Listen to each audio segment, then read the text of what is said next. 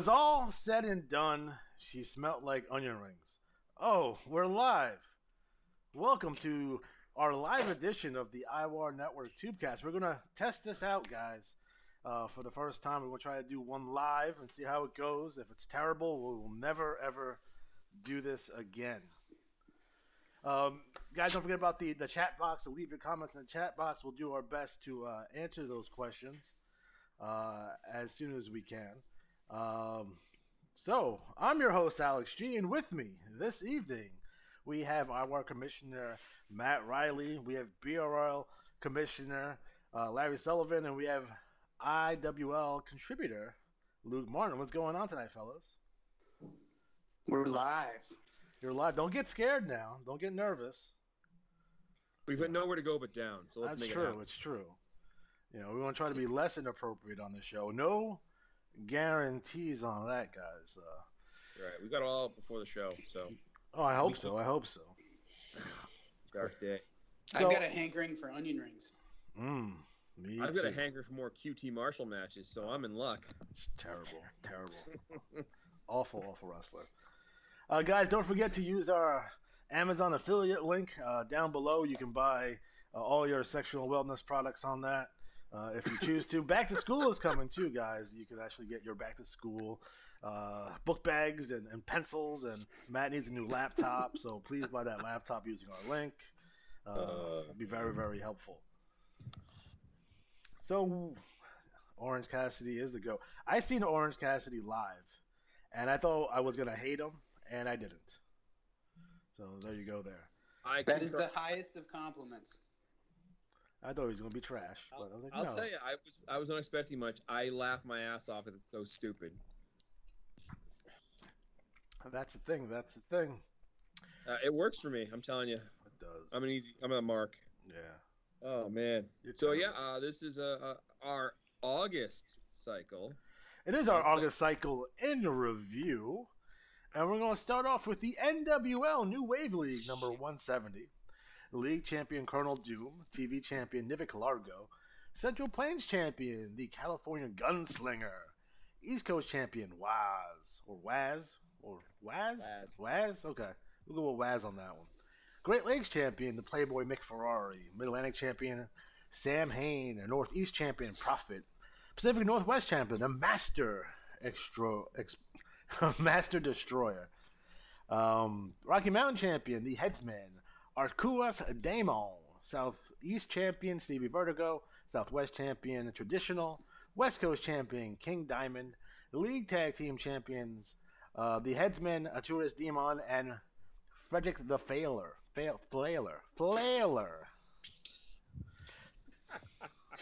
Hey, don't interrupt the gimmick, brother. Oh, sorry. Your TV Tag Team champions, Samoan Assassin and Toa Inoue. Your League Six-Man champions winning 5 free matches, Leon Phoenix, the Headsman Akuma's Demon, and Frederick the Flailer. TV Six-Man champion, Stevie Vertigo, the Samoan Assassin, and Toa Inoue. And your Battle Royal winner, Prophet. Prophet with a 500. 500, huh? So, Matt, what's going down in the NWL? Oh, there's a lot going on in the NWL. We have all kinds of events going on with things building up. I want to congratulate Colonel Doom, whose promo was timely. I always think, it's great when your promo times out right. And he basically claimed he's going to kick everyone's ass. He got in his way for winning the championship, and then he won the championship. Congrats to Nivik Largo on retaining the TV title. Well done. And, Nivik Largo is sneakily really going up the ladder there when it comes to the rankings points. You might not think about it, but he's steadily improving, which always goes to show that you never know who's going to score more when when you do your strats out and you're like, oh, I want this guy to be my A player. Like Zydrate would be the leader of the Genko, but Nivik Largo is like Genko Jeans. It's Genko, not Genko Jeans. Oh, I used to have a pair. Of course you did. Size 52s. Man. 52s? Yeah, they flared out the bottom. Oh, I did not. Matt, you're a little bit older than me. I am. I like to bring that up every once in a while. You're about 15 years older than me at this point. I'm 49. So 15 years older than me. I had Z Cavaricis when I was a kid. What? Were they white at least? No, but they buckled on the side on the hip. They were ridiculous. There it is. And they were gifts from my parents who always bought me, like, they tried to buy me cool things, and they always kind of missed the mark. Instead of Transformers, I got GoBots, and I got, like, all the GoBots. So I was like, wow, these all suck. My parents, I wanted a Teddy Ruxpin for Christmas. I got a Freddy Ruxpin. He had no tape in the back. He just stared at me. Just cold. You had to put in an 8-track tape to listen to his stories. It was weird. Oh, my God. Ah, well. And my dad used to find stuff out of the trash and give it to me as presents. My dad is Fred Sanford, by the way. Well, I will. I love Zubaz, by the way. They did make a comeback. I think I'm going to buy me a pair soon. With my fanny packed. I will bring it back. No, not Zubaz. Although, weren't Zubaz the pants by the Road Warriors? Yes, there's a company owned by both Road Warriors and Dan Marino. Yeah, a lot of NFL guys wore them. I remember that. That was the big thing, all the Zubaz pants. Well, I will say this. We just had the Clash Champions, and we have the follow-up from Clash Champions, so people are promoting off of that. There's literally so much going on. The promos in the NWL right now are probably some of the strongest we've ever had as a group. Like, we've had some good promos from, like, certain players at different times, but the promos from this one group, overall, just amazing. I'll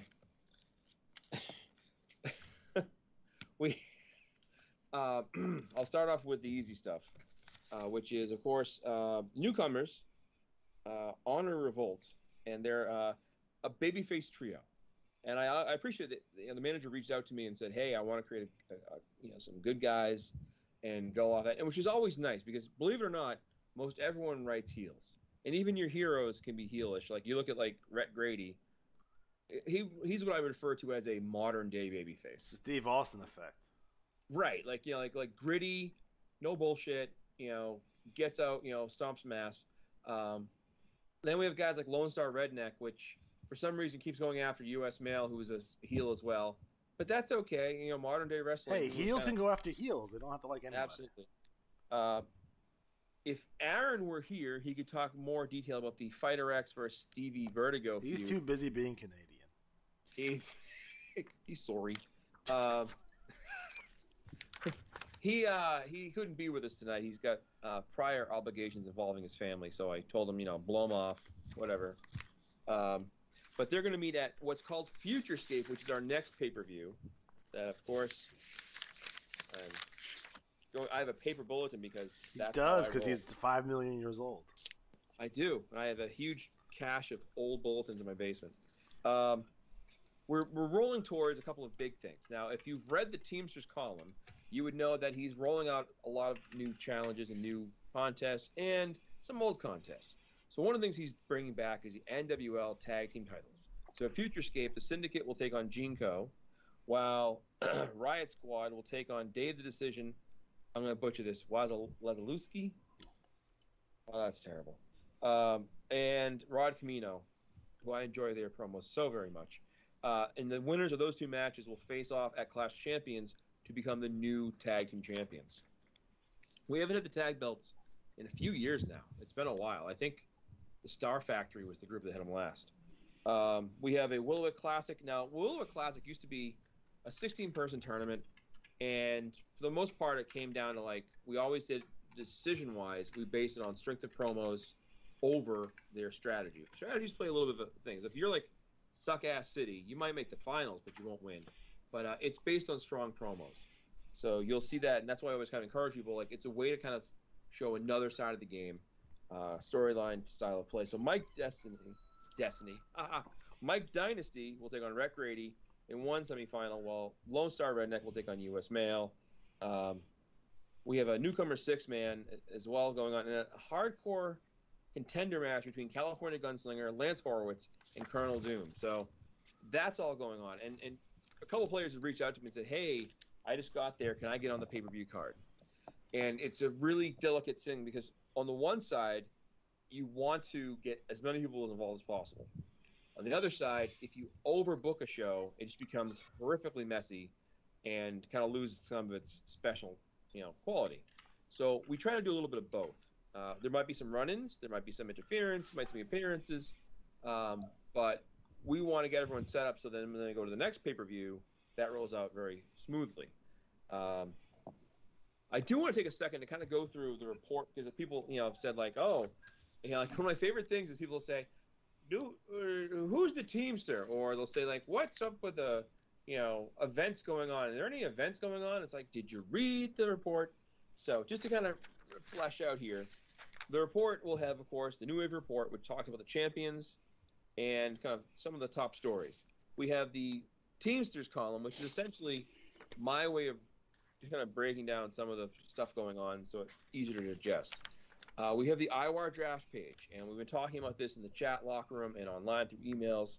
If you want to be in the IWAR draft, it is awesome. Get a hold of me. If you want to make a new wrestler, you can do that. And remember, if you want to be in the draft, but you want to stay in the NWL, that's okay. That's allowed for NWL players. We have Futurescape.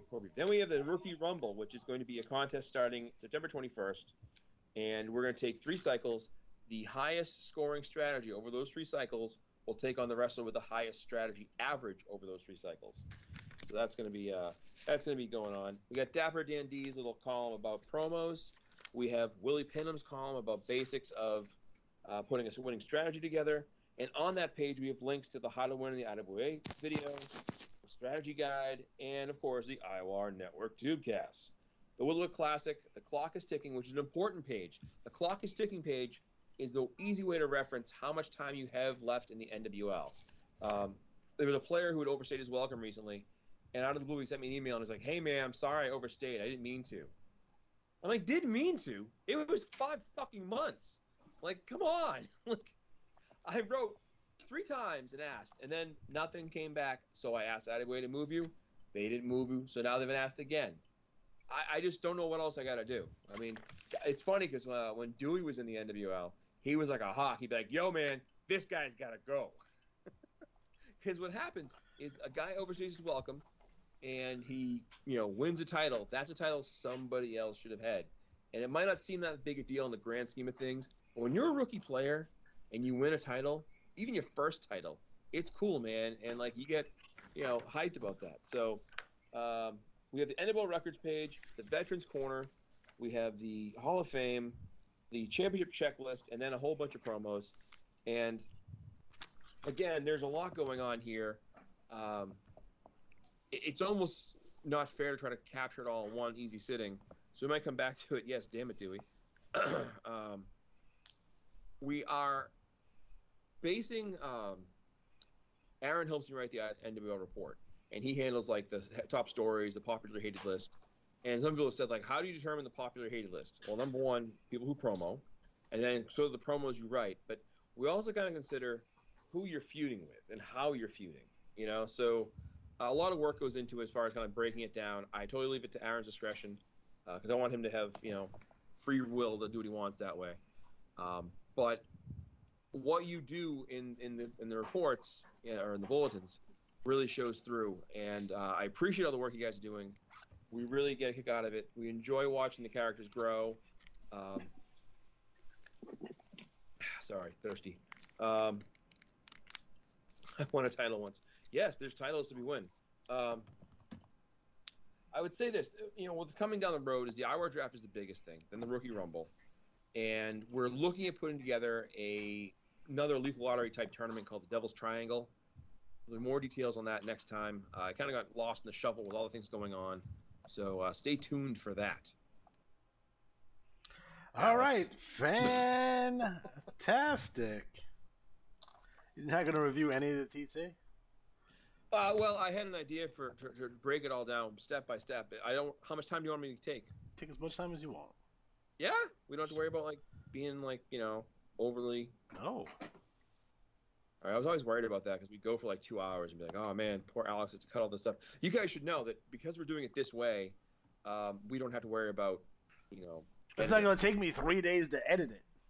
Nope. So Dewey should be happy if he's listening. Well, we'll start off with, of course, Hebrew Hammer Lance Horowitz, and his poor father took quite a beating at Clash Champions. But he's coming back and he's ready to get some championship gold, and I love watching hobbled Barry Horowitz smash Nick Largo with a crutch. It just good old fashioned Barry Horowitz fans are really excited about this. And did you know Barry Horowitz, when he wrestled like in Georgia, he went under the name Bret Hart? Did he really? He did. Wow. Mm-hmm. There it is, fans. I'm also pretty sure he's a legit shooter. He was trained by the Mankos. Wow. So there's your Barry Horowitz trivia for the day. There it is. Well, I will then say our next trash talk came to us from U.S. Mail, the Total Package, who took a road trip and took Dan D along to do something extremely dastardly. First, he didn't tip a nice young lady at a barbecue restaurant and used the food that she gave him to later plant evidence trying to claim that the Grady Farm, which raises cattle and pigs and whatever else, is tainted meat, and try to get the family farm shut down. Yeah, that's right. He went there with Dapper Dan and tried to seduce Aunt Betsy. Did not go well. Aunt Betsy got a shotgun out and chased him off the property. And my favorite part of this promo was that they went to a rest stop to use the bathroom, and Lone Star Redneck showed up to try to beat him up, and he got the cops involved, and they arrested him. So, see how good that is? You're encompassing the entire world, the entire universe of the NWL, something that I personally appreciate. Hey, it's fun to see people get arrested at rest stop. We have, of course, Whoop Ass Incorporated, Sam Hain and Playboy Mick Ferrari, who, breaking news, Mick Ferrari will be in the IWAR draft, as will U.S. Mail. I don't know if Lance Horowitz will be or not. Hopefully he will. I just want to see all these Horowitz, guys #1 pick. Let me write that. Oh, sorry, I was writing that down. Oh, right. Make some notes. Yep. Playboy Mick Ferrari addresses his adoring fans, and he was, really riding up the rankings here. So good to see him doing well. And of course, the fans want him to get the title back. And some people have asked me like, "Oh, I did 2 pages of promos. Is that okay?" And I'm like, "Yeah, man. Do more. Yeah, tell your story." I was talking to Jeff, and he was saying how he wanted to do more, like a 4-page promo. I'm like, dude, 4 pages might be a lot, but if you can do it well and really tell a story, if it's written good, you can go as long as you need to. Just not 14 pages. That's what my wife says anyway. Oh my God! Yeah, this is a family show. No, it isn't. We have quite the evil feud brewing here between Mike Dynasty and Chief Logan. And I will only say that I've been privy to some early looks at some of the promos, and this will be most likely a very serious bloodbath down the road. I love that Chief Logan's like this reincarnated spirit of a chief who hates white men. Oh, okay. I dig that. Of course, we have Colossus, who survived his first blood match with Fatty the Butcher, and he is now going to be back in the swing of things because he did not lose to Fatty, so therefore the Teamster could not punish him and take away any title shots from him. And of course, got Scott, who is that like a normal surname? I'm not sure. I feel like it should be. I feel like it should be in quotation marks. Well, it's parentheses, so it's kind of similar. No, maybe. No. All right. Well, we have a promo from Rod Camino, who is using the Rick Rude avatar, which I always enjoy. Yes. Big fan. I was a huge fan of Rick Rude. I wish he had a World Championship run. He did. He was NWA World Heavyweight Champion. Beat Ric Flair for that. He beat Ric Flair for that belt. I don't remember that. Yeah. Is that the Mandela effect? Did that really happen? Yes. Fall Brawl '93. Well, that's a true story. I don't tell you guys. It's the Mandela. Really? I remember him and Manny Fernandez having the tag belts, but he had the NWA title? Yes. All right. I believe you. It became the international title afterwards, but it was the NWA World title. Okay. For about 30 seconds, and then became the WCW International Championship, and then eventually it became the Big Gold Belt.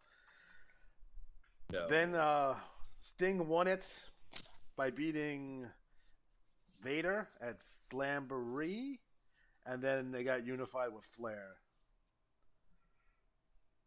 All right. Well, now that we've cleared that up, I will just say my favorite part of the promo is Rod looking over to Dave, who gives a drunken thumbs up from the couch.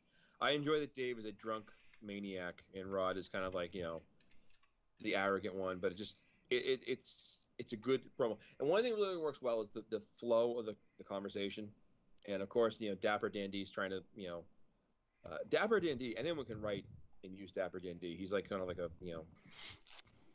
I don't know, the salt shaker. Everyone gets a turn.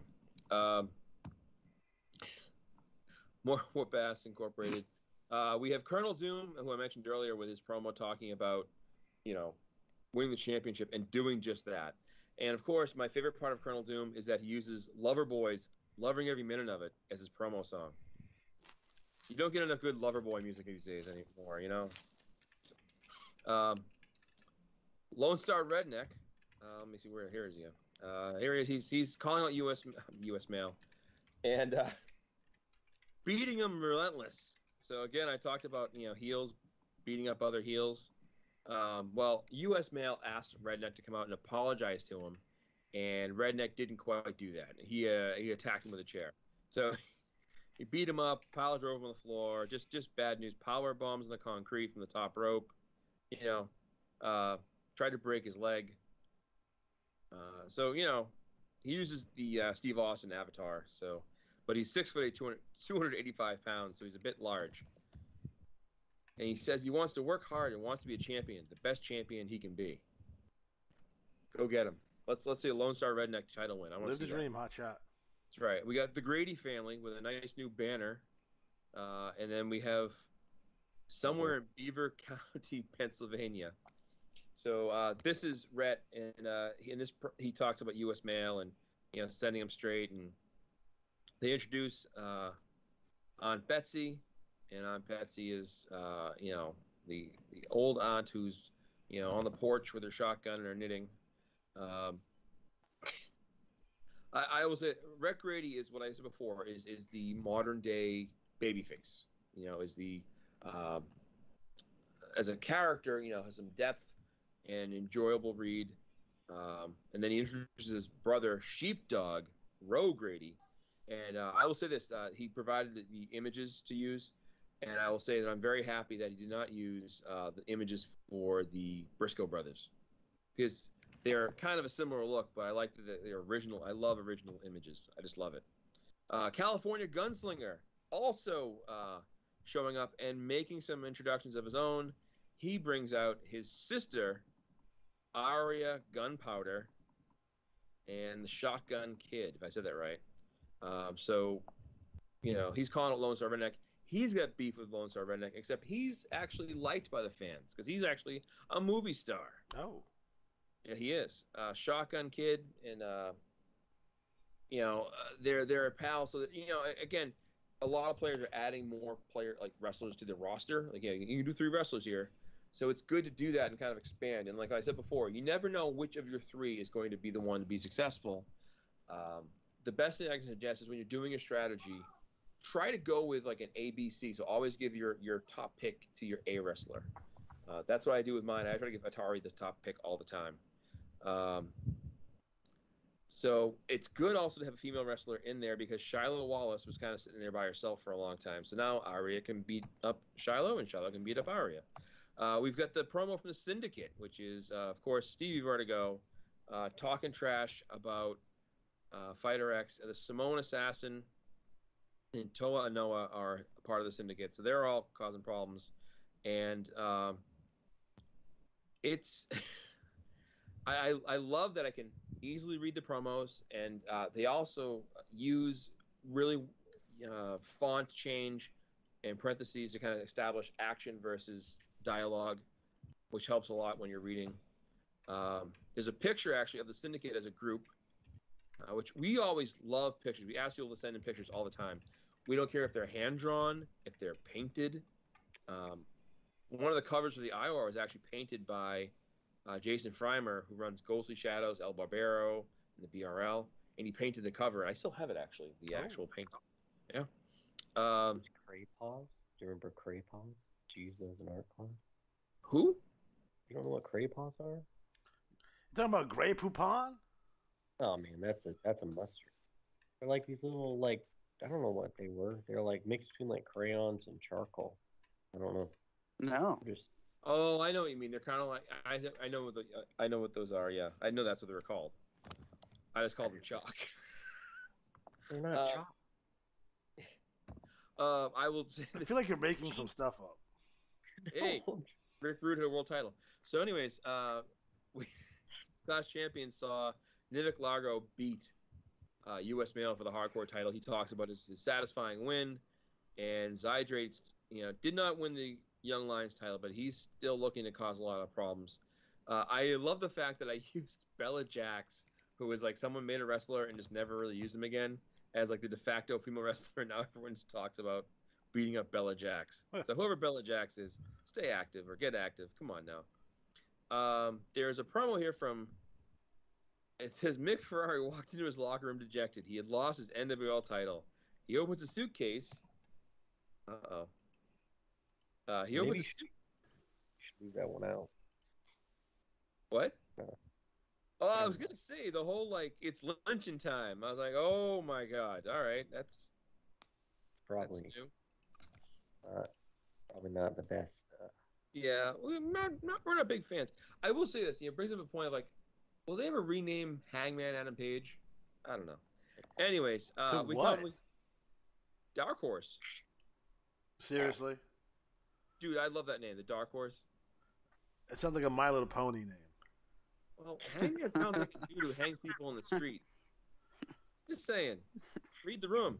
Man, it's like the law. They used to hang people. Yeah. Like there's never seen like hang someone. What are you gonna do? Like you have a masked man called the Executioner, and you're gonna change his name too? Well, that name would suck anyway. So that's a good name. Just saying. Your top baby face. They should bring back Lord Humongous.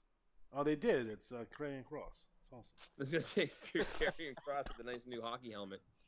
Someone just spray painted the demolition equipment. That's what Kross really needed to get over, though. I mean, obviously, Scarlet Bordeaux. He looked real comfortable wrestling in it too. Like the stupid straps falling off his shoulders. Yeah, he took the helmet off, but then he wrestled in the rest of his costume. It looked ridiculous. I just saw the picture. I didn't see him actually wrestle. So stupid. Anyways, well, no, what's not stupid is Fighter X's great promo. So Fighter X, which I like about Fighter X is he wasn't sure of his direction, and then he was going to be in a tag team with Dan Sovereign, the Fight Club, and it was like, oh, this is great. And then Dan Sovereign just went, poof, disappeared. Which, again, is why I'm kind of reluctant sometimes to do, like, a wrestler's avatar in the game, because I spend, like, time doing it, and then the guy just drops the game altogether. Thanks, Ace Fury. Yeah. Shots fired. Shots fired. That's all right. He's not listening anyways. Wow. We finish up today's with the promo from, of course, the Honor and Revolt. So, again, Warpath Wolf Keenan, No Limits Nick Dane, and Lionheart Lachlan Kincaid. So you can learn more about these guys in the coming cycle. You're going to see them pretty soon in action at a pay-per-view. So that's the Nwl Trash Talk. How's that for you? All right. Fantastic. Next up. What are we doing next up? I don't know. See what happens when IWL. Normally we would cut this part out. Me fumbling to get to the next bullet. This is a glimpse behind the scenes. Yeah. You're seeing how the sausage is made. Yeah, it's gross. It's gross. Next up, IWL number 143, league champion, the Dream Aliatari. Television champion, Late Night, Logan Kane. New York City champion, Barry, Taken the Stevens. Los Angeles champion, Tiamat. Boston champion, Dixon, Ticonderoga. Detroit champion, Disembowler, Mongrel. Cleveland champion, Eric Filamonte. Dallas champion, Alexander J. Styles. Memphis champion, Texas, Jesse Tombstone. Miami champion, The Freak. San Francisco champion, Magnum TL. Chicago champion, Alec Von Schnapp. League Tag Team champions, Takeney, Barry Stevens, and Dixon Ticonderoga, known as Tape a Pencil. TV Tag Team champions, The Freak and Black Death. League 6-man champion, Shaka Jimmy Electric, Princeton, and Rosanna. In your TV 6-man champions, Texas, Jesse Tombstone, Blackjack Robertson, and Shotgun James Carnage, the Regulators. And your Battle Royal winner, winning 49 free IWL matches, Disembarreler Mongrel. So, Alex G, what's going down in the IWL? So, guys, I would like to get you guys' feedback on the new report layout. It's exactly the same as the old report layout, just looks slightly different. We have a new commissioner in the IWL. It is Don King, yes. The king of promoters is new commissioner of the IWL. In addition to that, don't forget that we have our next pay-per-view upcoming. It's the King of Pro Wrestling. It will be cycle 146. It takes place in Madison Square Garden in New York City. We do have the participants, which are the following: Ali Atari, Magnum TL, Texas Jesse Tombstone, Luther Alexander, Nick Bloodtrap, Honestly Brutal Abe, The Chameleon, and Late Night Logan Kane. In addition to that, we have the Msg Tag League, and these are the teams that are involved in the Tag League this year. We have Revolution Extreme, the Regulators, the Disembowelers, the Von Schnapps, the Black Arrow Vengeance, Omega Squadron, Team International, the Amazing Grace, Eric Philamonte, and the Temujin, the Terra, the Wrecking Ball SWAT Team, Nate Barnes and Nick Bloodtrap, the Chameleon and Steel Cut Oates, the Bone Cutters, the Brooklyn Queens Express, Logan Kane and Spider Williams, and the Mystery Team. So you guys should know who the Mystery Team if you guys read your results. So keep an eye out for that. Shut up. Keep your eyes out for that. In addition to that, another event that will be taking place at the King of Pro Wrestling, we have the Fatal 5-Way, which we have Steel Cut Oates, the Backstabber Rosanna, the Freak, and Spider Williams all competing in that. We do have the new Bad Street USA Stable Championship. This is our stable / 6-man championship. We will crown a new champion at the pay-per-view. So, Luke, what do you got for us TT-wise? Yeah, Luke. You got nothing. Yeah, no, it's fine. It's fine. Stupid. You ain't bad. You ain't nothing. Yeah. No. So, first of all, like always, we somehow start with Senior Lucha. What a dick. Lucha is the new IWL champion. You know, there's a lot of people that say he doesn't deserve it, that he skipped ahead. That's what I said. Oh, that's true. But he's just doing his thing, rubbing it in that he's destroyed Revolution Extreme and Neo Dragon. So we'll see where that goes. Then we got Take a Pencil, who is definitely on a roll, and with Dixon Ticonderoga as the Grand Prix champion. They just continue to move up the card. Though Barry Stevens is in like a weird place because he's not a member of Revolution Extreme because they don't allow hippies. It's true. But Dixon obviously is. So it's a very weird spot for Barry to be in. My favorite spot of the pay-per-view from last cycle, when we had that big schmozz in the middle of that tag team match, and the police come to break it up, but instead they beat up Barry, which I thought was hilarious. Instead of breaking it up. Barry's still the UVU champion? He is. Unbelievable, this guy. Whew. All right. And then you have the Dream Ali Atari. He's had a hard time. Smells like curry. What was his what did he get this cycle? What was his track for? That would be a 501. Wow. And that's all he got because fuck Flutters. Wow. Anyway, so despite he's just Ali Atari just can't win. He can't beat Alex J Styles. God damn. He wasn't able to get the title back from Neo Dragon, though I guess he's happy that Senior Lucha is, but he's just in a real tough spot, no matter what he does, he just can't get over the hump. He's kind of adrift, so we'll have to see what he does. And he's kind of been with Senior Lucha winning the title. He's kind of been eclipsed. Some might say he's kind of redundant, so we'll have to see what he does. He's trained by Senior Lucha, is that correct? Yeah, he's obviously in Senior Lucha's shadow right now. So. Yes, I don't like it. I don't like it either. He might have to do something. And then for some reason, the Von Snaps are in the league. So why they're here, I don't know. But they're here to take on Revolution Extreme, which has like 2 people now, so they can't even have a 6-man match. No, we added a new tag team. That's true. You guys would have saw it if my TT made it in. But I posted that TT on the IWAR Network Facebook page if you want to look at it. But anyway, so the Von Snaps are here, so that's actually a good addition. So we got the Regulators, we have the Three Birds, and now we have the Von Snaps. So maybe one of them will turn and join Revolution Extreme again.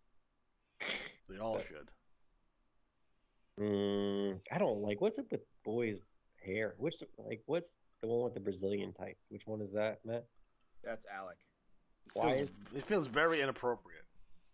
Yeah. Wait till you see his new look. Like they all have new looks coming up this cycle, so you'll definitely see that. That's what happens when you're in the BRL. New look, Nikita Koloff. So we got more from Fiction and Nas X. Steel Cutouts, referencing Alex J. Styles and Freak. So they're looking to start something. They just got in the league. Chameleon is calling, referencing Jordan Drake, Fiction, and Steel Cutouts. Patriot is going after Dixon Taekwondo Roga's Grand Prix title. So that should be an interesting matchup. The Patriot is not happening at this pay-per-view. Most likely the next one, though. Yeah. So who's Dixon facing in this? Stachino. Frankie Stachino. So let's see. We have Christian Warrior, who's still upset that he didn't win the Kumite. Apparently they swept the leg, so that was his weakness. Graces are still struggling to get back to where they were at. And Alex J. Styles, who's just on fire, cannot be stopped. He's got everything going for him at this point. So he's got the Pan American title. He's going to be in the finals of the King of the Ring. He's got a whole lot going on. He is the new up-and-comer for the Revolution Extreme. It's true. Top guy right here. Yeah, he's Blue the Chippa. New protege. Yeah, so that's pretty interesting to see. We got Spider Williams, who continues to go strong. So, is he in the pay-per-view? He's in the 5 challenge, right? He's in the Fatal 5, yes. Apparently he has spider powers, but that's been unconfirmed. Freaky 5 what it's called? It's called the Fatal 5-Way. Named after my wedding night, by the way. Do you guys see the new Spider-Man trailer yet? Yeah. Yes. Oh, it was dope. Da-na-na, da-na-na. I hope they bring in Japanese Spider-Man, and I hope they bring in the 70s Spider-Man from that TV show. Because that'd be dope. They're not going to do that, though. It's going to be Tobey Maguire. And whatever his name is. Nick Bloodtrap's attacking for Fiction. And I guess he's talking about Christian Warrior. Sure. They go together. I don't know. Enrique Philamonte saying a bunch of stuff. But I will say this. Temujin the Terror, killing it. Yeah. So, but he just says a lot of words. There's a lot to read. And then there's Backstabber. What does WOH stand for again? I forgot. I probably should know this as league commissioner. WOH? Yeah. That's their stable. That's the stable that they're in. W.O.H. Should be it. Oh, there's a third dot. There you go. All right, moving on. You want to talk about the Backstabber? There's awesome TT. Yeah. All right. So Rosanna, she's gonna be in the Freaky 5-Way. I'm calling it that now. Freaky 5-Way. That's what it is. This portion of the Tubecast has been sponsored by the Love Glove. That's right. Can't you buy that at Best Buy? No, but you can buy it on Amazon using our Amazon affiliate link. You can buy the Love Glove and make sure you get Vaseline. And I give you a pro tip, guys. If you put it in the microwave for about 10 seconds and then slather the Vaseline on the Love Glove, it works a lot better. So there you go. Whoever wins the freaky 5-way should just get a love glove as the. It should be a love glove on a pole match. They could use it like like Ted DiBiase used to. What if we do it like the old days, where like you could win Jerry Lawler's love glove? It's be like a coal miner's glove match, but It's with the bedazzled. love That's what I'm saying. Like that's people always say like you need just one black glove, but That's it. why not one love That's glove? That's it. So, I agree. The Freebirds. They're the Mid Atlantic Wrecking Crew now. They got a new member, Stagger 3. Yeah. Who I'm pretty sure that's Grant Saprosa underneath the mask. Yeah, I'm pretty sure too, but whatever. Then we got Logan Kane. He's just being smarmy about Revolution Extreme. I hate this fucking Also guy. Where's Neo Dragon t-shirt? I thought that went on like a little milk carton. Those are selling like hotcakes, by the way. I have yet to see any residuals from anything. So obviously, Talk to Don King. Only in America.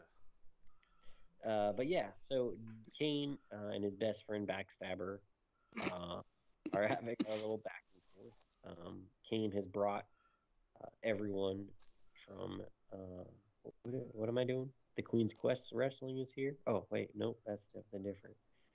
If you don't read Logan Kane's promos, you should, because they're all mean. Every single one. I think I bury people. He starts out with a shovel.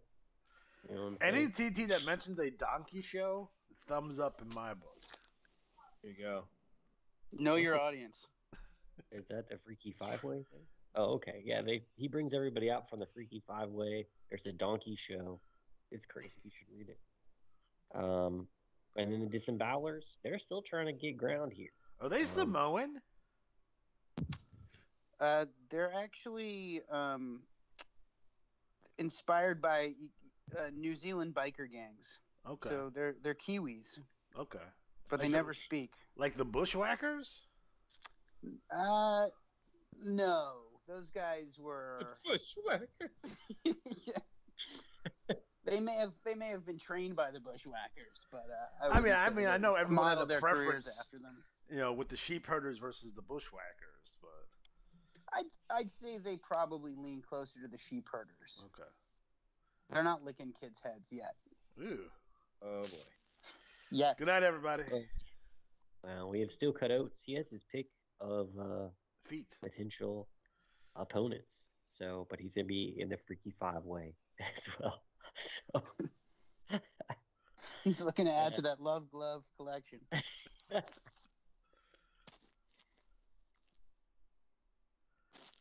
is why we have edits. Understand? All right. So, Did you hold for an edit just there? Is that what that was? He did. He forgot that we're not doing those. yeah. All right. Hang on. Joe Boring still a champion or something? He Sure has is. been. How long has it been as champion? It's been 2 years. as of Jesus this Christ. event. Wow. That's insane. Is Joe the long- Boring is the man, and Is you he know. the longest now? Is he the longest holded? Yes, by over a year. Was I think Gunther previous Kindle record. So number 1 is Joe Boring. Number 2 is Bruno Sammartino. That's right. the 70s? That is correct. I do want to go back and make a fictitious history of the IWL that dates back to 1948. Okay. Just for Back fun. when Magnum TL first started wrestling. That hot rookie Magnum TL and Senior Lucha. Boy, this guy's a real up-and-comer. He uses that knee really well. Ooh, Dougie. He's doing Senior the knee Lucha lift had- into the sandbags. Junior Lucha would be a heel in 1948, all right? The man of the people. Unless we're in Texas. Well, you know, they love Mil Mascaras. That's true. Well, Mascaras is a hero. Oh, boy. And, yeah. I mean, yeah. Oh, Tiamat did something. What did Tiamat do? Tiamat's committing murders, apparently. She's just I mean, killing like, people. it's kind of like, missing the lead there. Like Tiamat's killing people. Killing people. No, there's no proof that it's actually Tiamat. If you'll notice, if you read the TT, it doesn't even mention her in it at all. So, and actually, we don't know what happened. We know what she smells like. Oh boy, onion rings. Okay. I'm not gonna go say anything about that. But anyway, onion rings. Onion rings. So that's what's happening in the. And just to quickly review my TT that didn't make it into the bulletin because I forgot to link the attachment like a moron. It wasn't even late. Usually I make those mistakes like at 2 o'clock in the morning, but it was literally like 7:30. So we had Johnny Revolution and O.J. Simpson. They went to Guantanamo Bay to secure the release of the Brooklyn Queens Express of Ricky Spanish and Carlos Danger. The names themselves are actual Easter eggs, so at your discretion, you can Google Ricky Spanish and Carlos Danger, just not together separately. Just make sure you put it in incognito mode before you do that. Ricky Spanish, he's 6'4", 276. He's from the Marcy Projects in Brooklyn, New York. His notable achievements are arson, felonious assault, vehicle homicide, and treason. Then we have Carlos Danger, who's 6'2", 252. He's from Left Rack City, Queens, New York. Notable achievements, jaywalking and decent exposure. He has 72 justifiable homicides, and he's also been imprisoned for treason. So that's why they had to go to Guantanamo Bay to get him out. So nice little appearance between, nice little interaction between O.J. Simpson and Johnny Revolution because they're friends. Yeah. Darren says, I'm never Googling anything you say in this show ever. It's a good idea. Don't ever do that. That'll like set off flags. I'll be visited by like we're all going to prison. Do you play the IWA?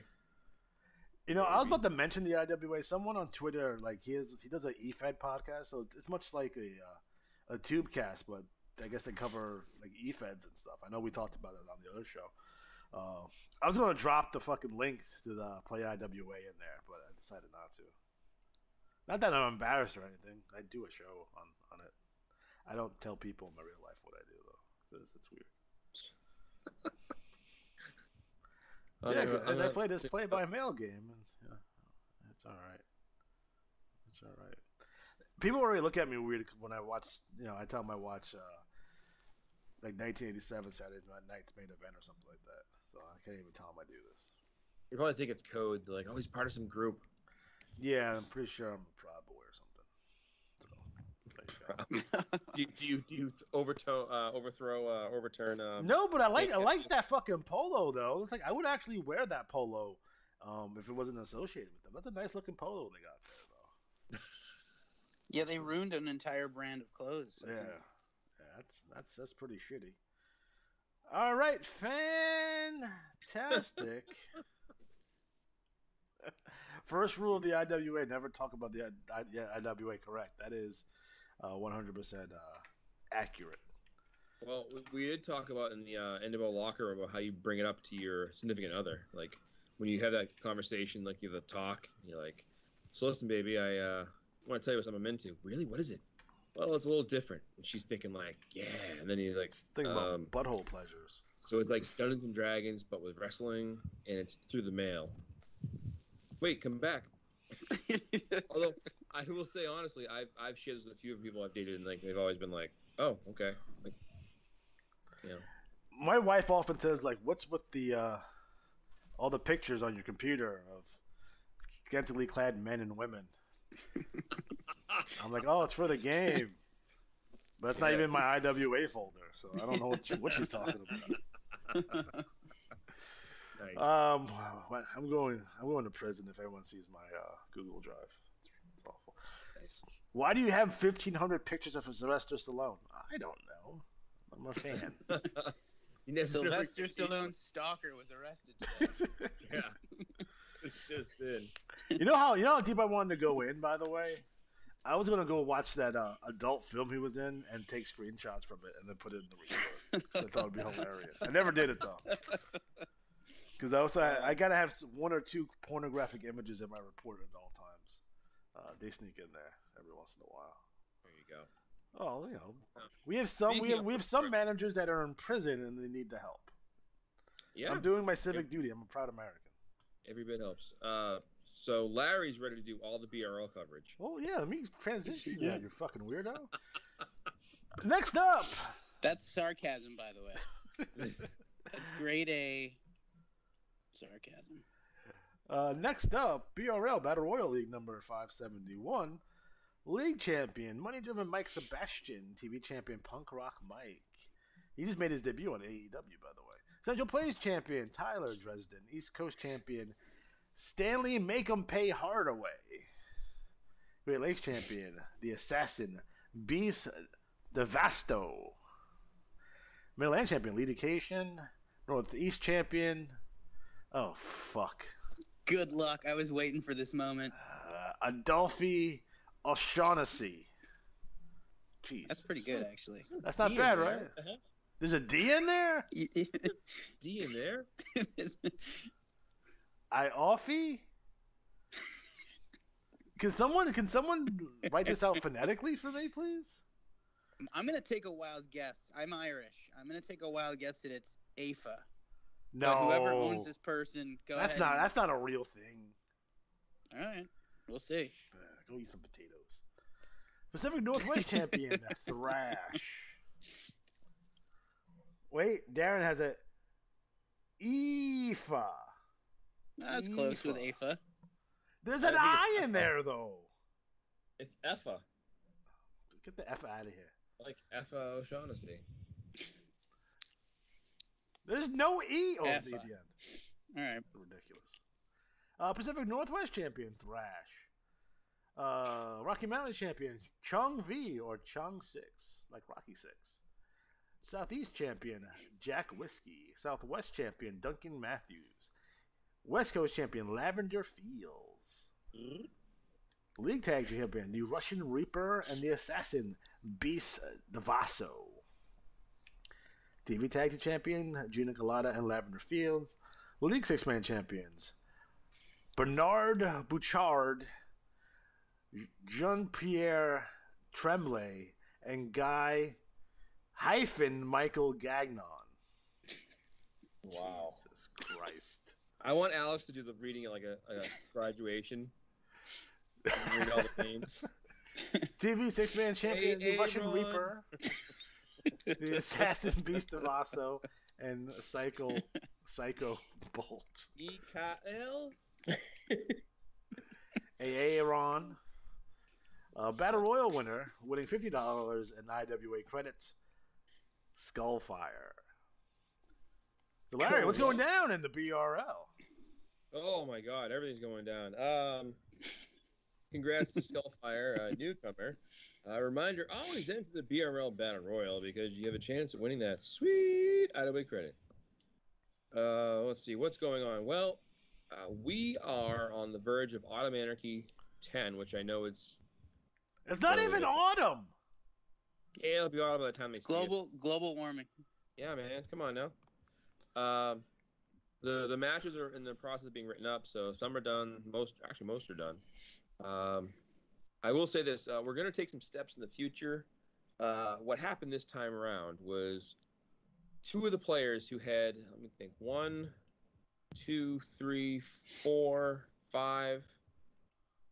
Oh God, I think 5 or 6 of the people in the title shots. Those two players were inactive, so those wrestlers all lost. So that's going to make writing a little bit more challenging, but we have some twists and turns at the Autumn Anarchy pay-per-view. You'll see the write-up next time. I won't go on the results this time, but we have done that change like the NWL, where we have a main event pay-per-view show in 2 cycles that will determine who gets the shots at the next pay-per-view. So stay tuned. And Larry and myself went through and broke down, made some changes, to kind of help balance out the show. And the idea is that hopefully if one player gets hot, they don't win every single one of the events with one of their wrestlers, and it spreads out the love, so to speak. We have a lot of players in the BRL, so it's plenty to go around. Let's see, what else is going on? Well, I want to say congrats to Money Driven Mike Sebastian.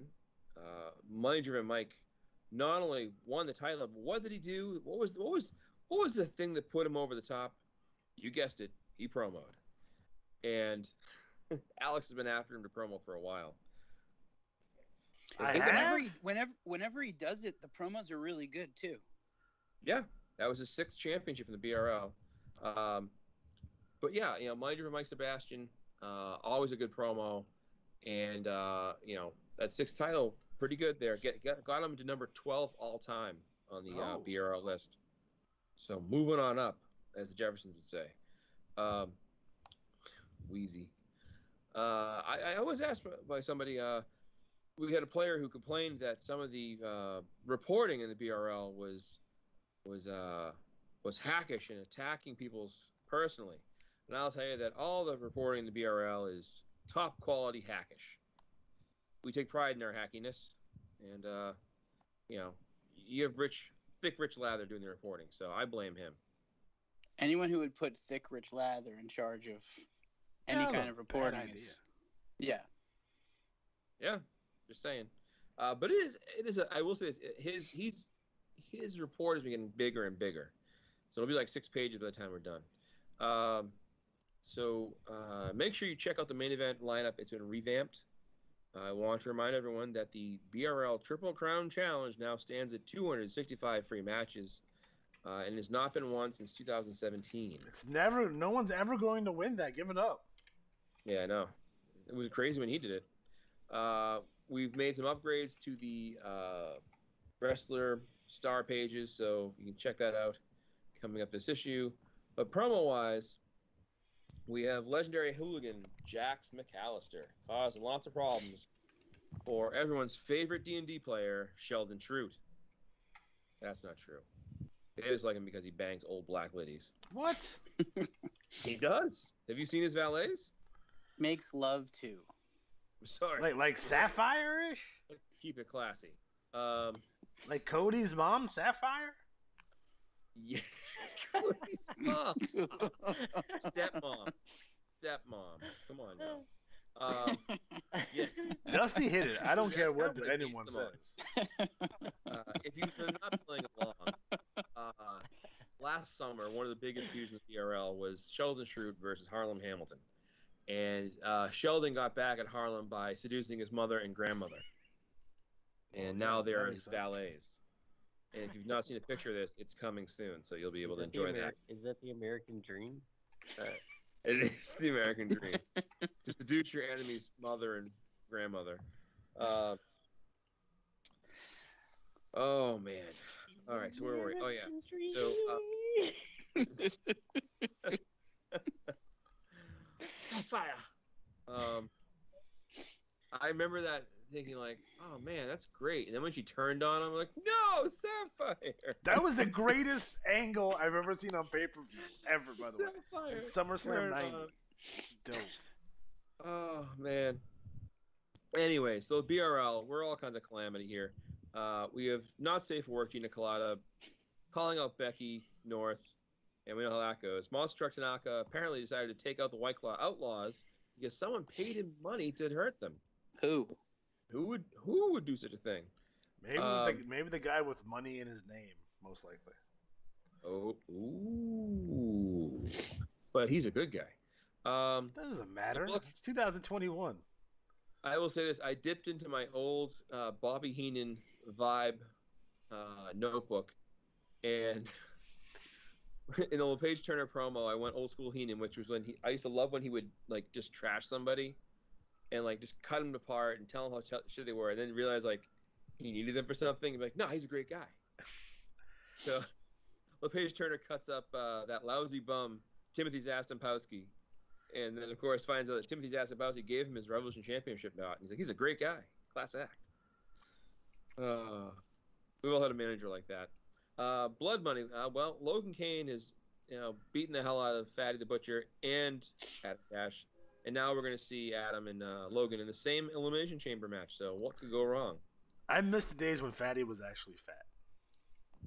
Fatty. Well, remember it was Luther Alexander that helped him use his Russian technology to get skinny and strong. It did. That backfired. Yep. Thanks, Luther. Tyler Dresden continues his downward spiral. Larry, if you want to chime in here, He please does not. feel free. No. He told me he Please. wanted to do like a 20-minute piece on it. I was like, all right. I'm going to do a long, drawn-out wrap-up. Nice. You gonna rap? Yep. Sweet. Oh, it's the return of Billy Jack Novak. Shut the fuck up. Okay. So Hate Clown has been messing with Tyler Dresden's mind, and we're seeing him. Is he going to break or is he going to rebound? Mechanico, the stunt-driving, stunt-spectacular luchador, has announced that him and Heartthrob are going to team up and win the tag team titles in the BRL. So look out. Why is Hate Clown named Hate Clown? Is he like a hate-filled clown? Yes. Or Is he a self-hating? Yeah, is he self-hating or does he hate other clowns? That is a question only Hate Clown can answer. We'll have to Clown, see if the universe will answer it for us. Yeah, Hate Clown. I'll say with the Leather Brigade, there's an interesting rumor going around that the immortal superstar, Frank Leatherman Snow, possibly leaving the BRL. What will happen? Will he leave the BRL? Where will he go? And how will the NDL do when he arrives? I thought he was gonna go to the Texas Death League. Oh no. Well, I was thinking about the ASL. He'd go to the ASL, but he already has wrestlers there. Although I would be surprised, Frank could shake it up and bring some of his guys from ASL back over. It could happen. Let's see. Lady Kung Fu is calling out Barbed Wire, which Barbed Wire is known to behead women, so probably not the best thing to do. I will say I was happy to see. What's that? She gives head. Lightsaber? She With a lightsaber? takes women's heads, but maybe she gives. What does she do with the head? She gives that head away, so she does give head. She does give head. Yeah. With a lightsaber? To give the king head. Pay it forward. Pay it forward. Brought to you by Love Glove. Seth Adams Lee, who I will say this. I wish someone would go after Seth Adams Lee and just destroy him. And it's not because I don't like him. It's because I want to see him in a good feud. And his feuds have been tainted. And it's tough when that happens. And now we call it Harlem Hamilton. And behind the scenes thing, just so you know, that manager's taking a step away from the game for a short time. So it's like you call somebody out finally, and you call out a guy who's going inactive. That's just terrible luck. I challenge anyone in the BRL, please take a moment, write some promo up, and go after Seth Adams Lee. Make his life miserable. Or Seth good. Adams Lee and the Patriot should feud. So since they both drive everybody out of their respective leagues. That's right. Jeremy's method of destroying the leagues, feuding with people one person at a time to get them out of the game. Hawaiian Heartthrob is speaking, and he's due to break out. I will say a couple of guys have been really on the verge of really snapping out of their funks here, so it's got to happen soon. We have Kevin Tood and Senor Stevo going back and forth, and I think what is maybe an homage to the Juventud. Is that what am I thinking of? God, I hope so. Juventud Guerrero. What was it? Did anyone watch the Juventud Chris Jericho match and feel really bad after watching that? Yeah. No. I didn't feel bad. Why would I feel bad? Oh, because he looked terrible. It was so awkward. They should have brought in Lenny Lane instead of Juventud, but that's a whole other story. Oh, Lenny Lane. Oh, well. The West Hollywood Blondes. Dope team. It's time to talk about Dynasty. Not the show with the old rich ladies, but The Dynasty. MLW Who? faction? MLW faction? The faction. Dynasty. MLW. There's a whole bunch of people in that faction, but there's different little groups of that faction. So be sure to pay attention. Like Nick Legacy is doing his thing. He did really well. Now it's like Mr. 605 did really well. So now the question is, which of the members of the group? I will say this. Flashy Jack Ferdinand, despite being disfigured in a attack, is hopefully going to rebound and handle it well. Handle his injuries well. I hope He'll never look the same. that could happen. And that's how he handles it. There's Lovely Lucy Lethal coming back out of breaking her silence to return and say that the Saskatchewan Sasquatch and his partner, Zombie Hunter Matthew Porter, will be tag champions soon. So watch out. And they said the DOD is not gone. That's right. The Disciples of Doom are back. And I will say this. Alex's favorite new wrestler besides AF O'Shaughnessy was Killer Beast Devasto, and that is Quick Kill Incorporated. And so they, said they didn't have success the first cycle, but they've bounced back pretty well. So if he's the assassin beast, is he a beast that happens to be an assassin, or does he assassinate beasts? He assassinates hate clowns. Apparently so. That's how it works. All right. And we have the White Claw Outlaws, the IWAR World Tag Team Champions. Are they? They are. Yeah, still. Who will dethrone them? Because their next opponents will be whoever wins the Lethal Lottery, which we'll get into that in a little bit.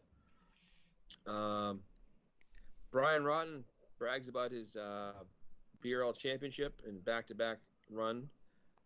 He's pointing, which I will always say one of my favorite things about wrestling in Georgia was watching Saturday Night Wrestling was North Georgia Wrestling and the wrestling school. With Uncle Sammy? Uncle Sammy. Yes. A steady stream of guys going, "You're going to be a North Georgia wrestling star," and just dude after dude after dude pointing at the camera. Uncle Sammy had a puppet, or the puppet was Uncle Sammy. I forget. I think Uncle Sammy was the puppet. It was Uncle Sam, and Uncle Sammy was the puppet.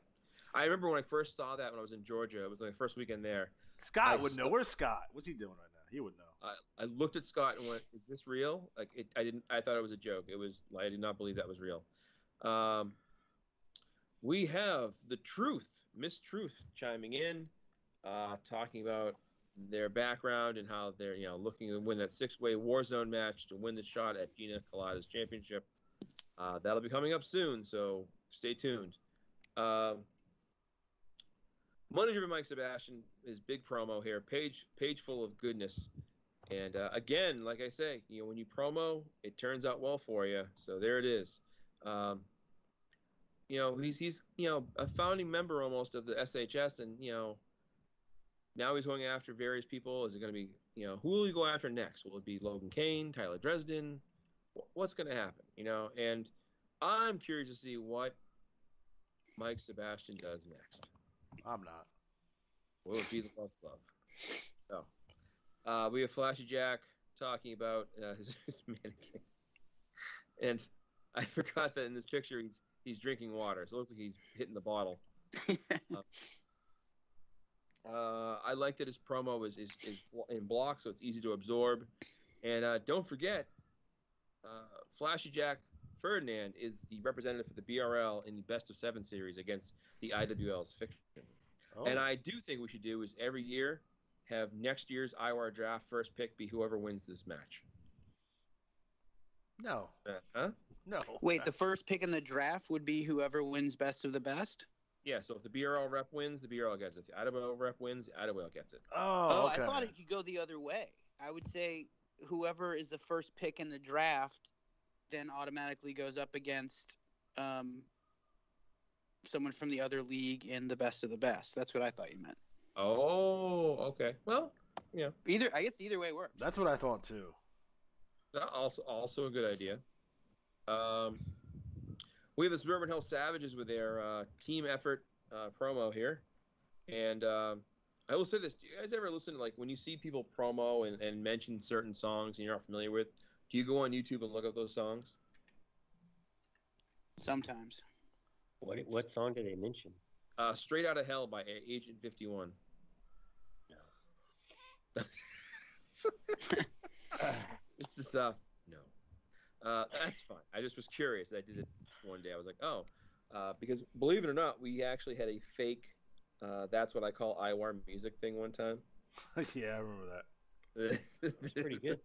It was well done. It looked great. I learned that CM Punk's had a different theme in ROH, which I didn't know. AFI. Yeah, it was AFI. AFI? Yeah. Yeah.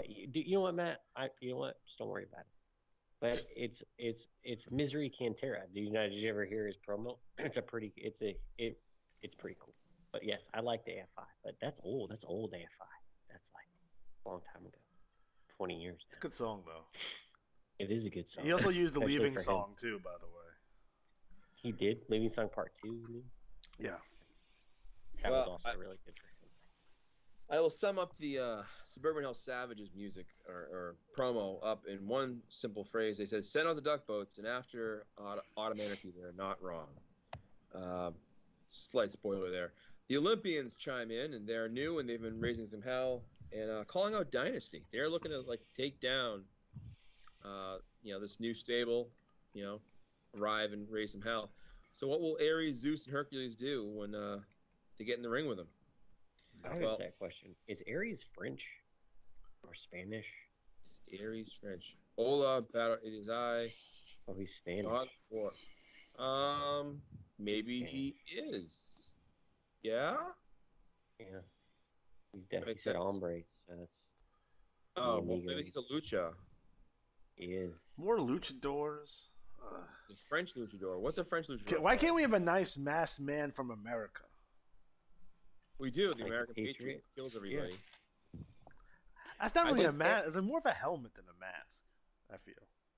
I have a theory that the masked Patriot is actually, the American Patriot is actually a serial killer, and he's killing all the other players. It's not Del Wilkes. Oh, he's dead. See? He's already struck. So messed up. Oh, my God. The litigators, fresh off their run in the BBL, have arrived, and they kind of lay down some of their qualifications of what they've done. So you see, a lot of league championships and regional belt wins, and battle royal wins. 8 battle royal wins between them. Really? That's pretty impressive. That's impressive. Yeah. We got Logan Kane, who, still giving hell. I'll let Larry chime in with his personal take on this. Well, Logan Kane's pissed off. I mean, Adam Cash not only cost him the global tag team titles, but he last cycle cost him the battle royal. Yes. So hot stuff Adam Cash just keeps adding fuel to the fire, and it's going to get crazy in the Elimination Chamber at main event. Glove or not. That's right. Loaded love glove. It's going to have a load in it, all right. That's for sure. God. Well, the Love Connection, in their ongoing war with the Holy Family, are looking to wrap it up at Automanarchy, and they've brought in a special team to help them as they take on the Holy Family. So, that feud's been kind of building and building, and it's getting uglier. And then we have a promo here. One thing about Love Connection, I gotta call this out because I love it. I love Loveburger giving his lethal lottery teammate, money-driven Mike Sebastian, shit after every one of their victories. It's really funny. Yes. And now that Sebastian's promoing, I'd love to see what their response is. But it makes me laugh every time Loveburger brings it up. I'm a huge Loveburger mark, so I won't lie. I'm also going to be a mark for Final Girl Ripley Strode. Is she the final girl, as in final boss, or? I always thought a final girl was the last girl alive after a slaughter in the in horror movies. Oh, okay. All right. Everyone else falls away dead, and she's the last one who has to face down the monster. Okay. I think that's what they're going for. Okay, that works. I'm fine. I like it. Isn't Ripley the chick from Alien? That's correct. Yes, the chick. I'm a big Ripley fan. I enjoyed those movies. I like Ripley, believe it or not, though. That's good. Me too, believe it or not. There's one in Atlantic City that's awful, by the way. Is it? It's really shitty. I remember in college there was that show on TV. I think what's his face was the host of it. Was it Riker? Star Trek. Yeah, but it wasn't Ripley's Believe It or Not. It was something else. There was a Ripley show though. There was a Ripley show. It was on super late too. But I had a roommate who with this running gag between us where he would go, "Believe it," and I would go, "Or not," and it would just set up. And when Jason left college, he left early to go do this thing at home, he just said, "Believe it," and slammed the door. So I've always said if I ever see him again, the first thing I'll say to him is go, or not. Because that's long-term booking, fans. Speaking of long-term booking, Mr. 605 TBS, which is a throwback to that fantastic Saturday night feel of wrestling on Saturday nights where you could just watch the Rock and Roll Express beat up Big Bear Collie and the Italian Stallion. That's right, I mentioned Big Bear Collie. There it is. Mr. 605, who was a BRL champion not too long ago. And, oh, man. I will say this. I like Mr. 605, and I'm enjoying Hollywood DVS. If you don't know, is kind of the mouthpiece for Dynasty, if I'm reading this correctly. I'm sure someone will chime in and tell me wrong if not, but I like that they have at least a mouthpiece to kind of direct, because there's so many people in Dynasty, but again, they're good pockets. So example would be, the Hillbillies are one pocket, Flashy Jack Ferdinand and the Mannequins are another one. You have Stanley Hardaway and Chong Six and Yokozuna. That's a new favorite name, Chong Six. Not Chong V, Chong Six. He's like Trent Seven. Anyways, we have a It's My Yard, and someone's really upset with Logan Kane and Joey Saltambuca. So, But are they really? Because you can never tell. Maybe, yes. Well, then I've done my job. Yeah. Well, if Barry Stevens was in here, this would be a very uncomfortable league for some players. We have Holy Family chiming in and talking about Grandmaster Flesh. Oh no, I just like to use the Grandmaster Flesh, which I'm convinced should be a name for a porn star from the 70s. It probably is. Probably. Like Captain Stabbin. Is there like a Grandmaster Flesh? He's like no, Captain but there's Stabbin. a porno named Rambone, which is one of my favorites. Of course. Yeah. But someone could start selling the Grandmaster fleshlight. That's marketing, baby. I love it. Shark Tank. Hey Clown, a little promo talking about marijuana. And I don't like it. You don't like it? No, sir. I think he stinks. I don't like it. Here we have Sheldon Schrute, and here we're going to go to our special analyst, Larry. Back to me? Yeah, Sheldon Thanks, Schrute. Matt. It's your boy. I'm so excited. Yeah, he's this feud between Schrute and McAllister has just been heating up, and they finally faced off at Autumn Anarchy. But leading up to main event, he decided to put his differences with the Hooligan aside and get revenge on Flashy Jack, who's been trashing McAllister and Schrute for entering this cruiserweight qualifying match, even though both men are well over the limit weight wise. But they're both trying to slim down. At least Schrute is. But Flashy Jack just couldn't keep his mouth shut, and so this is what ended up happening. So we'll have to see. We'll have to see how Ferdinand responds. There you go. All right. Oh well, you can stay with Larry if you talk about barbed wire.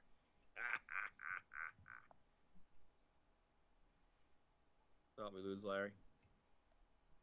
Maybe. He said, "Fucking leave." Well, barbed wire is just busy. No, he's back. He's back now. Oh, he's back. Yeah, I don't know what I hit, guys. I dropped off. This is the perils of doing a live show. So what is barbed wire's business here? Barb's getting bored, I guess. She's had this IWAR women's title now for a handful of cycles, and she doesn't see any competition on the horizon. So she's begging Liv Gray to find her someone, and we'll have to see. I guess Liv Gray's whereabouts are a bit of a mystery. So we'll have to see what ends up happening. Is she a dragon now? Is that what it is? Yes, she's a dragon. An actual dragon. Liv Gray? No, barbed wire. Oh, no. She's just she's hungry like a dragon. She's getting angry. bit of like symbolism. There's so many dragons. You understand that right now? There's 2 women's dragons. There's lots of dragons. There's too many dragons. You could be the last dragon. You ever seen that movie? Greatest movie of all time, by the way. Last Dragon is a good movie. It is. We need to have a dragons battle royal. And So we have our next Dragon off. our non-dragon entries are from Quebec, free Quebec, and we have, of course, Guy Michel Gagon, Jean-Pierre Tremblay, This sounds racist. and Bernard Bouchard, who have a combined 10,000 losses or more. So, and we have Corinth Doobie, him too, Quarantine Doobie. So, Damn right, show enough. they offer to protect Tyler Dresden, and then, he expands and says, he's the number 1 pick, and Free Quebec has entered the draft, so they're happy to have them on board. Next up, we have Neverfull Joey Salton Boca. See, guys, it's not just me. I just edit them better. Well, I enjoy the fact that Joey's been going to war with Frank Snow. I'm sorry, Immortal Superstar Frank Leatherman Snow over his North American Championship, and that will be decided at Autumn Anarchy. That's going to be a fun match. It will be. Is Frank's name like the Immortal, then Superstar, then the Leatherman, and then Frank Snow? So does he have... Or is the Immortal Superstar one name? It's Immortal Superstar Frank Leatherman Snow. Okay. So it's his yard. That was a good one. I'm in group here, baby. Here we have Hollywood DVS and his Hillbillies. Talking about, their new member Hate Clown joined them, and then taking out English Challenge Tanaka and Boy Wonder Dresden. They're making themselves some names here. I would encourage again. I mentioned before Seth Adams Lee needs someone to beat him up. I want to see somebody beat up the Hillbillies. That's my ask of the BRL. They can always come to the IWL to get beat up. That's for sure. Just saying. No. Just saying. Then we have the return of Catfish Rob's artwork. Yes. And we have multicolored presentation, which, one of the nice things about the PDFs is you might say, well, you don't get the same warm feeling, is you get the color. Mm-hmm. We get the nice cleavage here from, what this picture looks like to me? Have you ever seen Better Off Dead? Yeah. The artwork in Better Off Dead? Yeah. That's what it reminds me of. Savage Steve something was production guy, I think. Or Steve Savage. I forget the exact name, but that reminds me of it. And I like that it was yellow paper, and then cut and then sent in. And she's got like a dog face. Oh. Where do you even get yellow paper in 2021? Maybe it was just old. You can go to Staples. You can go to our Amazon affiliate link to get your Nice, very nice. And guys, don't forget we have super chats too if you want to support the show. You don't have to. I'm just have when to are we say getting it. T-shirts? I'm legally obligated to tell you this. T-shirts are in the works. T-shirts are in the works. The T-shirts have been in the works since I joined the It's IWA. true. It's true. We have the logo now, so that's the big part. I want merch for my guy. I want residual. And once I get the logo set up and running, we're going to have a merch store. We are. You can actually buy your I Love Tyler Dresden shirt. You buy your love gloves. I've had so much merchandise. I could have been a millionaire by now. You denied it each time. Well, we have. You work for the IWA, man? I sure do. Boy, those checks, the benefits are great. They look the other way when I get a 501. It's fantastic. It was a gift. It was a gift. It's a gift. I told you I've had 6 501s ever in like my 20-odd years of playing. 6 fucking 501s. I'm not bitter. Whatever. Anyways, Oh man, Catfish Rob calls out Ghostly Shadows, and then he calls out Gina Colada because he hates her, and we get the Red Sisters who want to beat up Gina Colada because she beat up their dad, which is understandable. Double R wants a shot at the IWAR title. Sad for him, he made it to the finals, but Alexander J. Styles whooped ass. So good, so good. Yeah. Then we have A.F.E. O'Shaughnessy. Or F. O'Shaughnessy. Wow. Pretty sure it's F.E. O'Shaughnessy. Whatever. I just she looks like somebody I know. I used to work with. She looks. You know Blue someone hair. that looks like that? No, I don't think she smoked. I had blue hair once. So That's yeah, all. she's arrived and she's staking her claim. A good introductory promo to kind of establish the character. I don't know though, smoking a cigarette send the wrong message to kids around the world. And oh man, I'm happy to see more players in the BRL. It's packed. The league is packed. It is packed.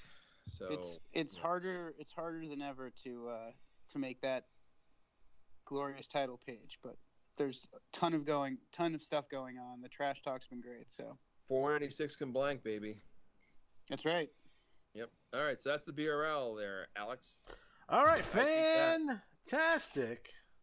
So Matt, what do you got for us? IWAR wide. Well, IWAR wide. I want to thank everyone who contributes to our leagues. Our goal isn't to be the most active leagues, but it's nice to see that they are out there really competing with each other. NWL really cranking out the hits. Lots of activity. We have a lot going on when it comes to the summer finishing up and then the fall. So to just kind of run you through here, we have, first off, the IWAR draft is around the corner. I want to rattle that cage again. It is free to enter. If you want to make a new wrestler and enter the draft, you can do that. Contact me and let me know. It is really going to be fun. We're going to do the IWAR draft in this format. So it's going to be live. You can chime in and react. It's going to be a fucking disaster. It's going to be insane. We're going to stop halfway through and tell everyone to piss off. It'll be great. Best of the best 2, Electric Boogaloo, has reached its final, and now Joe Boring will be challenged by Alexander J. Styles, who looks to be the first person to beat Joe Boring for that title since it was actually the first one ever to beat him for it. But no one's beaten him in a title match since 2019. God. September. Golly. Speaking of Alexander J. Styles, he defeated Bulk Brogan to become the new King of the Ring. And similarly, Betty Red defeated Candy Kane to become a two-time winner of the Queen of the Ring. So it's an interesting dynamic that Alexander J. Styles beat Bulk Brogan because he's going to have the shot at Bulk Brogan's Pan American Championship in the next pay-per-view. Oh, foreshadowing. Dun, dun, dun. The finals of the Lethal Lottery Tag Team Tournament have been established.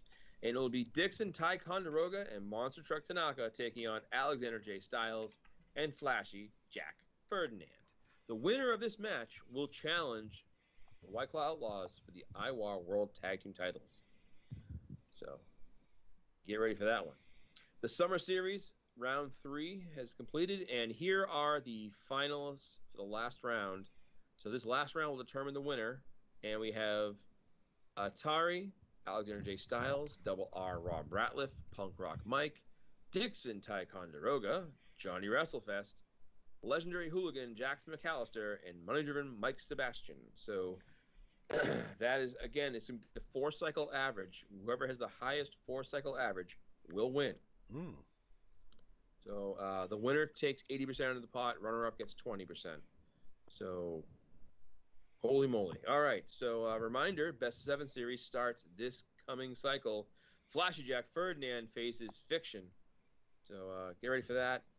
And then, of course, we have our Bound for Glory Tag Team Derby and Triple D Cup 6-man tournament. Our fall events all loading up. We have currently 24 teams in the Triple D Cup. 28 tag teams in the Tag Team Derby, and 63 entries into the Bound for Glory series. So if you want in on these events, contact me now, ASAP, and say, hey, I want in. Other things going on. Well, like I said, we're working on some IWAR merch, and that should be out. And we have, once we have it out and ready, I will let everyone know, and we'll either make it prizes or we'll have a chance for you to buy like your IWAR cup. Have a coffee mug that you can't explain at work. Good times. All right, man. I dig that. Oh, I almost forgot. Tomorrow night, worst. Myself and Larry will be recording the 30-somethings IWAR Gold Strategy Workshop, which will be a very bitter one because we're both coming off hitting 501 and getting absolutely nothing for it. So, you know. We're putting up a paywall for flooders. That's right. Yeah. So I will say this.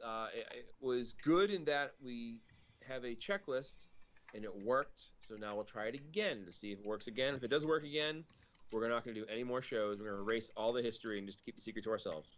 Right, Larry? Yep. This is it. That's how it is. So, Makes sense. there it That's is. my IWA. I dig that.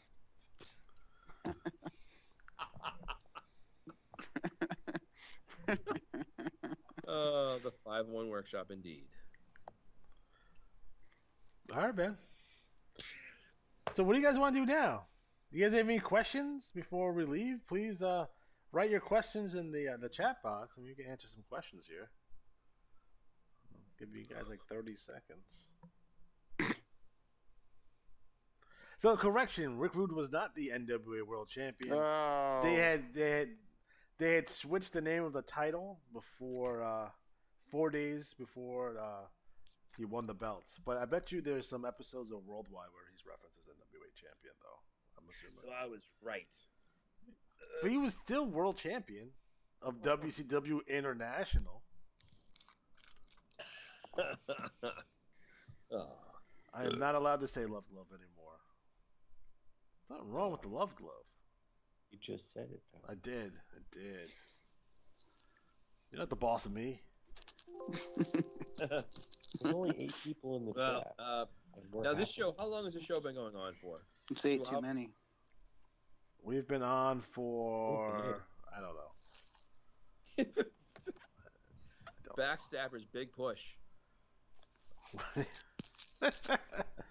Backstabber is such an interesting character who plays the game. He doesn't play IWA. He plays some other game. I don't know what he's playing. He's just in a different world than everybody else. Yeah. Well, look, I mean, you can push 1 or 2 ways, and he's obviously not going up. So.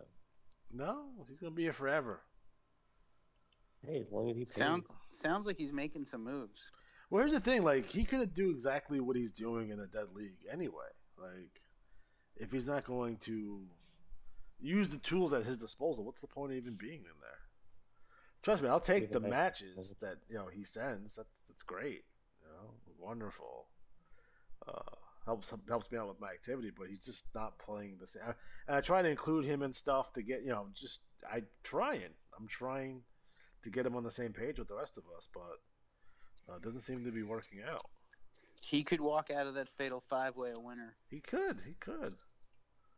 I'll give him I'm giving him opportunities. There's nothing more for me to do. That's where we're at right now. So I don't know. Any suggestions out in the chat to what to do with the Backstabber? WA. Give him a shot at the title. Obviously. Well, I've been trying. He just doesn't win enough. Like he averages like a strat. Yeah, like a 430. Like it's. Is he really that bad? bad? It doesn't matter. No, I'm being facetious. It's more like I can tell you. 460s. I can tell you that his last strategy was where it is 492. Not terrible. Not terrible. Not title worthy, Not but bad at all. So has he ever won a title? No. That's the whole premise of his TT. He doesn't like titles. He doesn't like titles. Hey, he gets paid to hurt people, not to win titles. But he's a good guy. He's the funnest wrestler in the IWA. I love that what's the guy, Necro Butcher? That's what I use for him. His avatar. Because he's the backstabber. I can't even wrap my mind around it. I have a hard time with it. It's like, how are you a good guy? You stab people in the back all the time. It would be Big Show. And who had the most turns in their career? Big Show or Paul Orndorff? Luger. Luger? Luger's up there. Always turning on Sting. Come on, Ricky. Let's go home. Did you hear the Greg Gagne and No, what was the reference about in regards it's awesome. Don Callis was talking about how he used nepotism or Yeah. whatever, and so he referenced like Jim Herd, Vince McMahon, about like people using like putting their family over talent. Yeah. And then he mentioned Greg Gagne and what's the other? Eric name? Watts? Yeah, Eric Watts. Wow. Eric Watts ended up being a decent wrestler. Just Really? not in that position. And Greg Gagne was never really even pushed that hard. He ate up a lot of TV time, but he wasn't never AWA World Champion. So, That's true. He won the TV title, though. yes, he won the AWA TV title. And he was tag champs. That was his role. He was a tag team wrestler with Jim Brunzell. They were the High Flyers. I like how they call what's his name, Don Callis, a carny piece of shit. I don't know if the people know what it is to be carny. Like, I don't know if they get it or not. You know, they get that Maybe joke. they do. Yeah, I don't think they get it, but it's okay. Yeah, the whole thing with like that's a nice touch. It's a nice touch. That is a nice touch. Yeah. So I'll give him The a nice CM touch. Punk came back? The nice touch was Kenny Omega going, "You think you know me? You think you know me?" He has the best. If you watch Pete, he has the best goddamn lines. Like they're subtle, like jabs at internet people. God, it's awesome. Oh. Anyways, so are we wrapping it up, or what are we doing? I mean, yeah, we're on the verge here. We're gonna wrap it up. I just want to make sure there's no other questions that we have in the chat. IWA related, wrestling related, life related. You know. Did you know CM Punk came back? You hear Yeah, about no, we talked about that. See, he came back. What? I almost bought his T-shirt, but it's white, and I don't wear white T-shirts. I want one. They look pretty cool. They sold out of the ring. You know, it has the baseball ring versions. They sold out of that one, so now you just get a plain white T-shirt. Okay. Hold out for the ringer. Yeah, I agree. Yeah. His hat is pretty cool. It says "Luck is for losers" on it, and it has nothing else wrestling related, so you don't have to be embarrassed to wear it in public. CM Punk has always had pretty decent merchandise. I liked his yellow shirt that he had in WWE. Like I have a couple of his shirts. Like I have the one where like he's like doing the prayer thing. I have that one. Yeah. I need the hoodie he came out with wearing in Chicago Larry? with Larry on it. Oh my god, it's amazing. Like custom hoodie. Yeah. The thing is, I like looking back at his career now that he's back. Like he was smart like the entire time with how he did everything. Like he always used licensed music. He always like kept his name. His like stuff never really, his gimmick never really changed. You think he's gonna come out in basketball shorts, or you think he's gonna wear trunks? He's gonna wear trunks. You think so? Yeah. Yeah. I just feel like it's like that. Yes, he started wearing trunks like the last 2 months of Ring of Honor, but like the basketball shorts is more of a non-WWE thing. So I wonder if he's gonna go back to that. He's probably not going to do the Pepsi plunge though, because he's an old man. Well, that and they're not gonna. Dude, I mean, the Pepsi plunge was a top rope pedigree. That used to be his finisher. serious? Yeah, that's what it was. I wouldn't do that. Sounds awful. Yeah. On his legs. Yeah. So imagine like there's a reason why he stopped doing that. Well, he had the submission hold or whatever. Yes. Anaconda Vice. Yeah. But yeah. Wait? I have a question. How did he get to keep his name through the whole WWE thing? How did he navigate that? They really wanted him because he was like, he had a lot of buzz, and he was basically when you do that, because I think he was the first one to actually do that. But it's like Punk. Like he's such a he's kind of a dick. So he's like, I'm not signing unless I get to use my name. Right. He was really smart. Like that's what I'm saying. Like it's really everything he did was like really. Because smart. Joe did the same thing. Like how was Joe Samoa Joe? Yeah. You know Or AJ Styles. Well, Samoa Joe's never left WWE though, right? He was right, but I'm saying he was in WWE straight, wasn't he? And then he got quote unquote fired, and then NXT picked him back up. Yeah, right. But I mean, he's still free to use his name even if he's not in WWE. Yeah, because he had the name before. The one that has issues is the Dudleys because I guess apparently they bought the name from ECW, so they own like the Dudleys name or some shit. But that's a whole fucking thing. But it's weird. It's weird about the guys that can keep their names and the guys who can't keep their names. Like John Cena, his name is John Cena, but the WWE they do own John Cena. Okay, I never tell you that I work with a guy who's like good friends with John Cena's senior.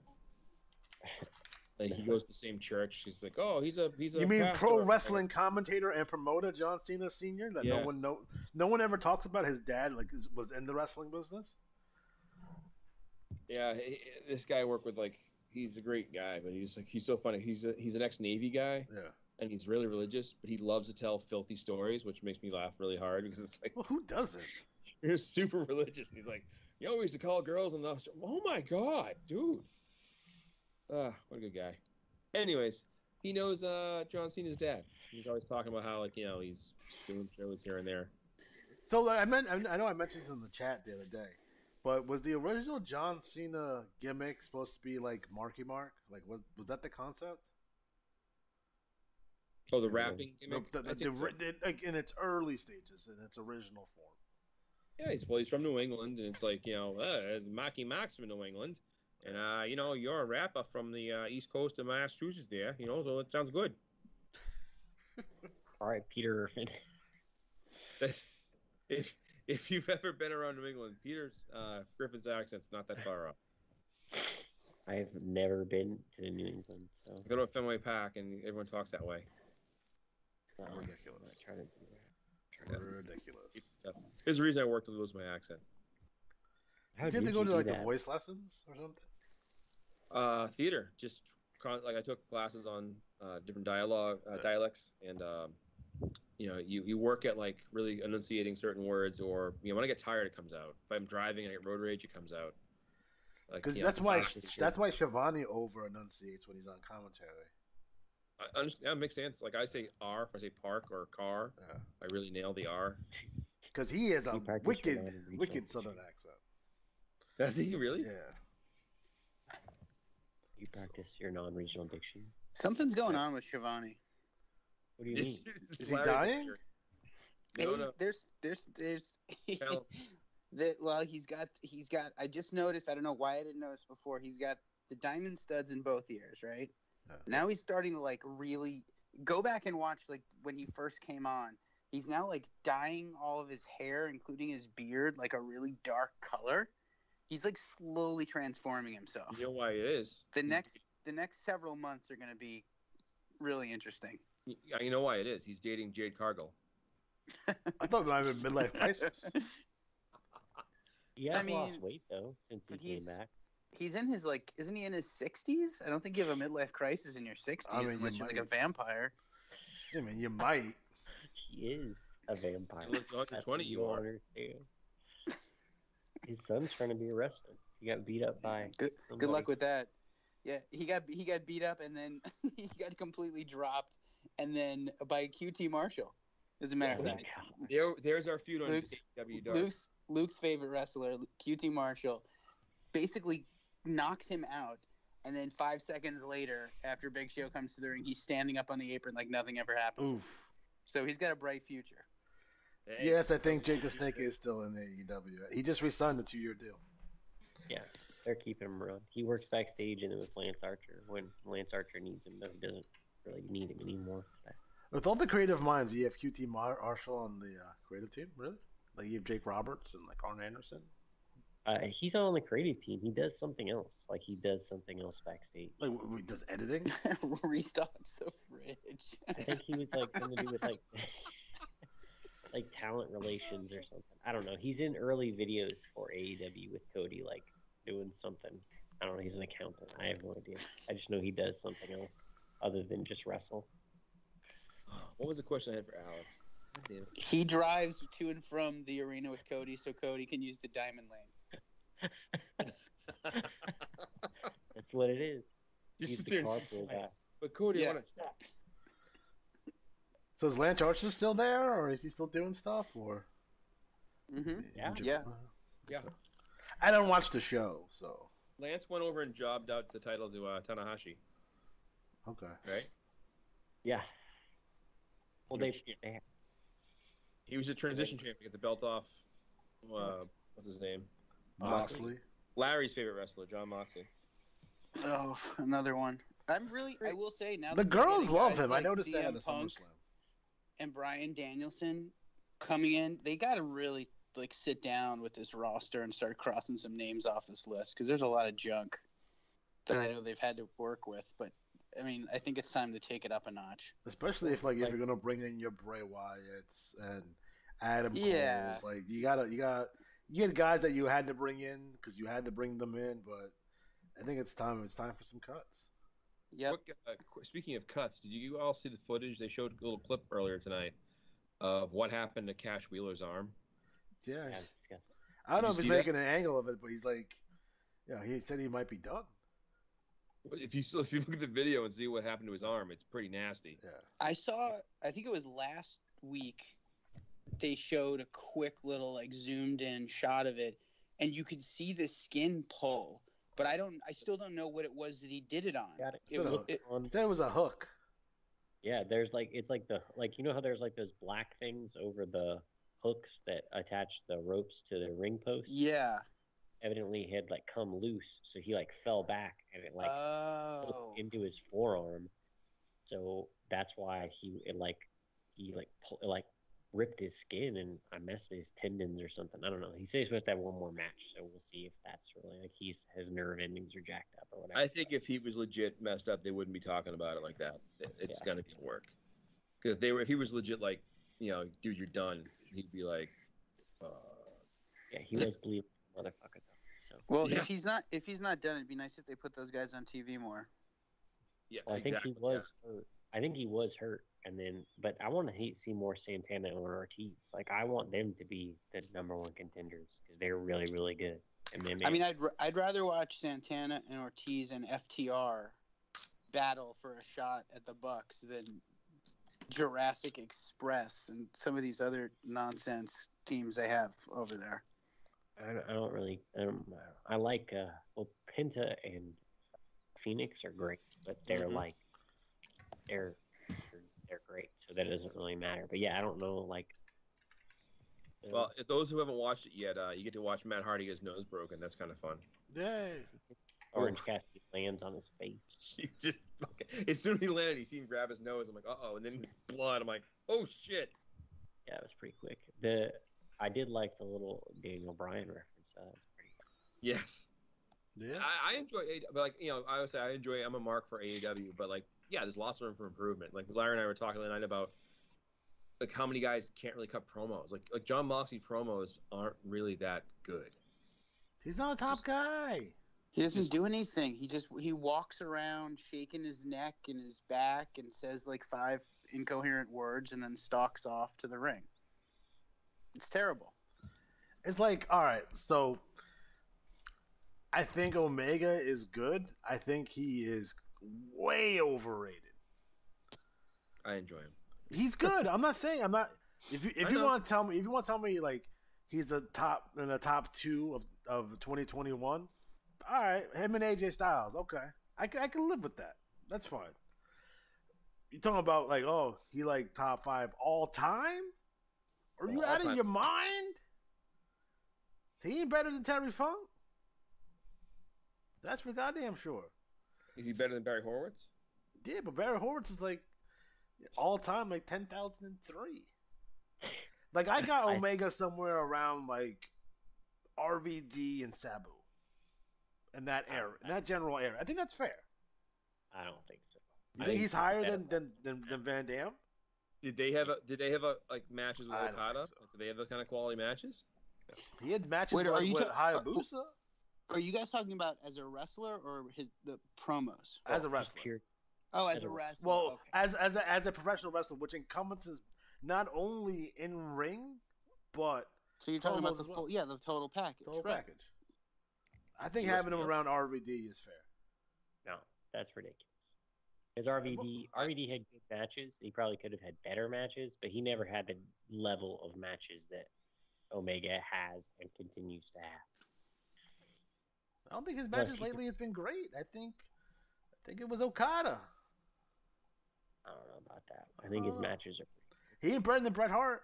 He ain't better than Shawn Michaels. No, not better than Ric Flair. That's what I'm saying. They do him such a great disservice that they overrate him. It's not his fault. Well, I think part of it too is that you look at the current climate. Like who have we had as our quote unquote big huge stars, or like those possible like contenders for like top wrestler in the last 15 years. I mean, it's been who? Cena. Is he the guy? I don't think so. I always never really care for his matches. After Cena, who do you have? Punk? Daniel Bryan? I think Punk, but not Daniel. So I'm saying like when you're considering like. But I would put Omega over Daniel Bryan. I would too, but not. I think it's only because he got injured. Like if he had been, he lost a lot of years with Daniel Bryan. So and Daniel Bryan never even had the opportunity to have those type of matches in that stage. You know what I mean? He just didn't. I would say too, you have to think about like the quality of wrestling they're doing is like where are they doing their wrestling? Yeah. Like when we see a 5-star, let's say a good, not 5-star match. Let's say we get a good match in WWE or AEW or NJPW. What does that look like? Like a great match in one place would look like. I'm Kenny Omega fan, but I think part of it is I don't think of him as like one of the best of all time yet, but I think he could keep going. He could get there. I'm just saying that he needs that like foil. He needs the guy that's gonna like. Is that gonna be Bryan? Is it gonna be Punk? My issue is with the fans overrating him, and it's not his fault. Oh, I don't. So it makes me look at like them as like you have no credibility because you're trying to tell me that he's better than Terry Funk, and he's not. Who said that though? I was arguing with people on Twitter. Oh well, there you go. You got idiots on fucking Twitter. Like, it's like they legit like he's the greatest wrestler of all time. Like, have those guys seen Terry Funk's matches? I mean, come on, Terry Funk. What? Terry Funk's the guy. If I think back, Terry Funk's the perfect pro wrestler. I should have spent more time watching Terry Funk than like Shawn Michaels or like I watched a lot of Ricky Steamboat early stuff. Yeah. Flair, but like I should have been watching Terry Funk because Terry Funk was like. What I always liked about Terry Funk was he told a story with his body and his words. Yeah. In the match, not like on the promo. In the match, the way he yelled at people, the way he acted with the fans, the whole like punch drunk fall off the ropes through the ropes down to the floor. And Moxley tries to emulate him, but he doesn't do he does an admirable job, but it's still not Terry Funk. I think the thing with Omega, I go back to is that you need to have that foil rivalry.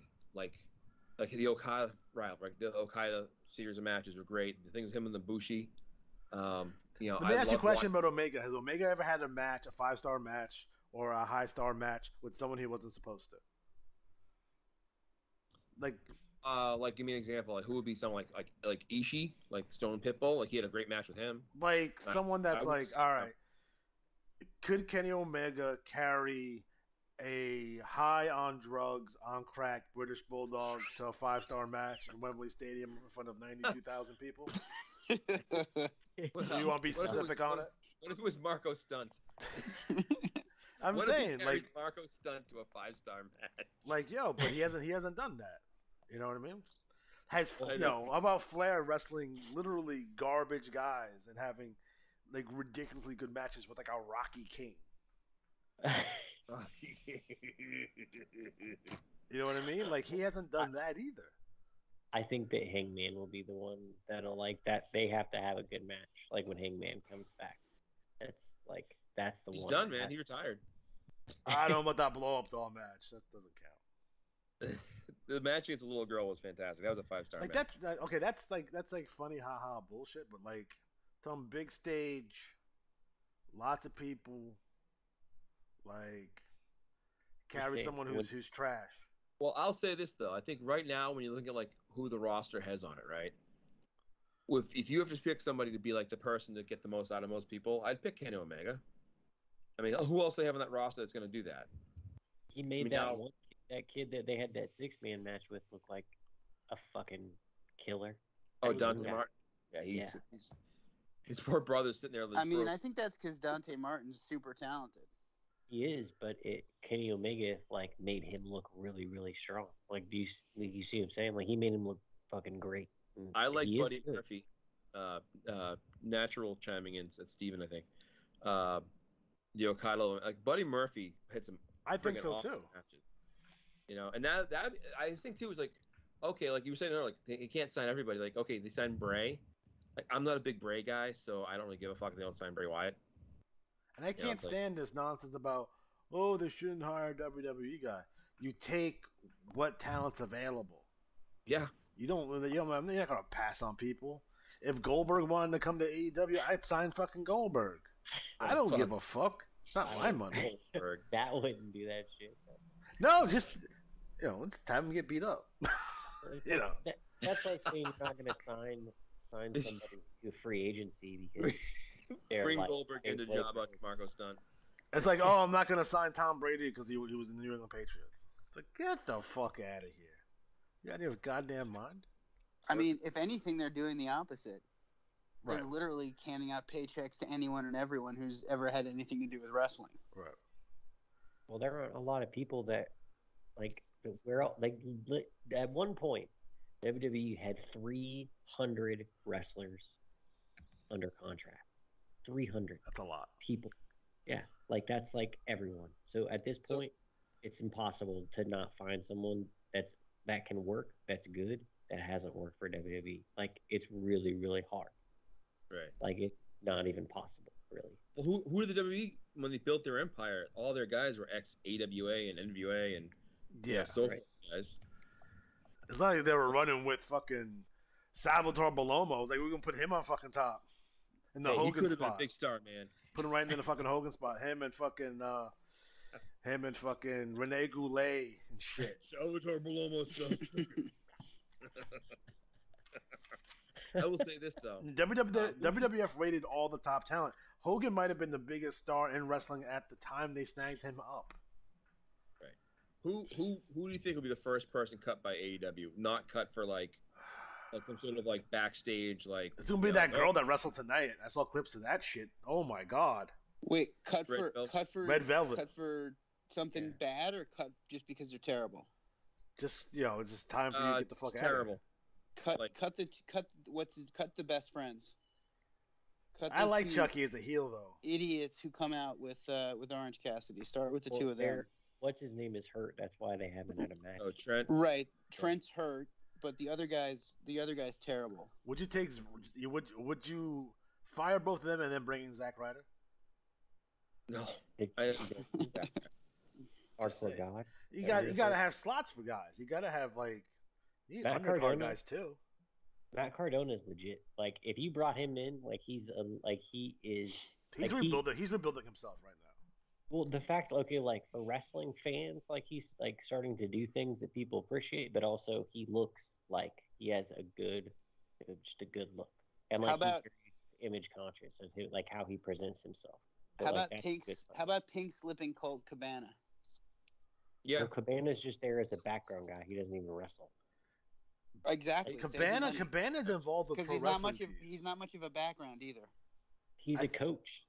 That's all. I think his association is more through pro wrestling tees, which I don't know what pro wrestling tees and his relationship are. But there's something there. I don't know if he owns a piece or he's a part owner of pro wrestling tees. Yeah. That and he's just he's on TV still as a part of Dark Order, but basically he's just like. But would you run that Cabana Punk match just to run it? No. Oh, Brian Cage is a good call as far as someone to release. Brian Cage, I can tell you. I thought he was gonna be big, and I was wrong on him.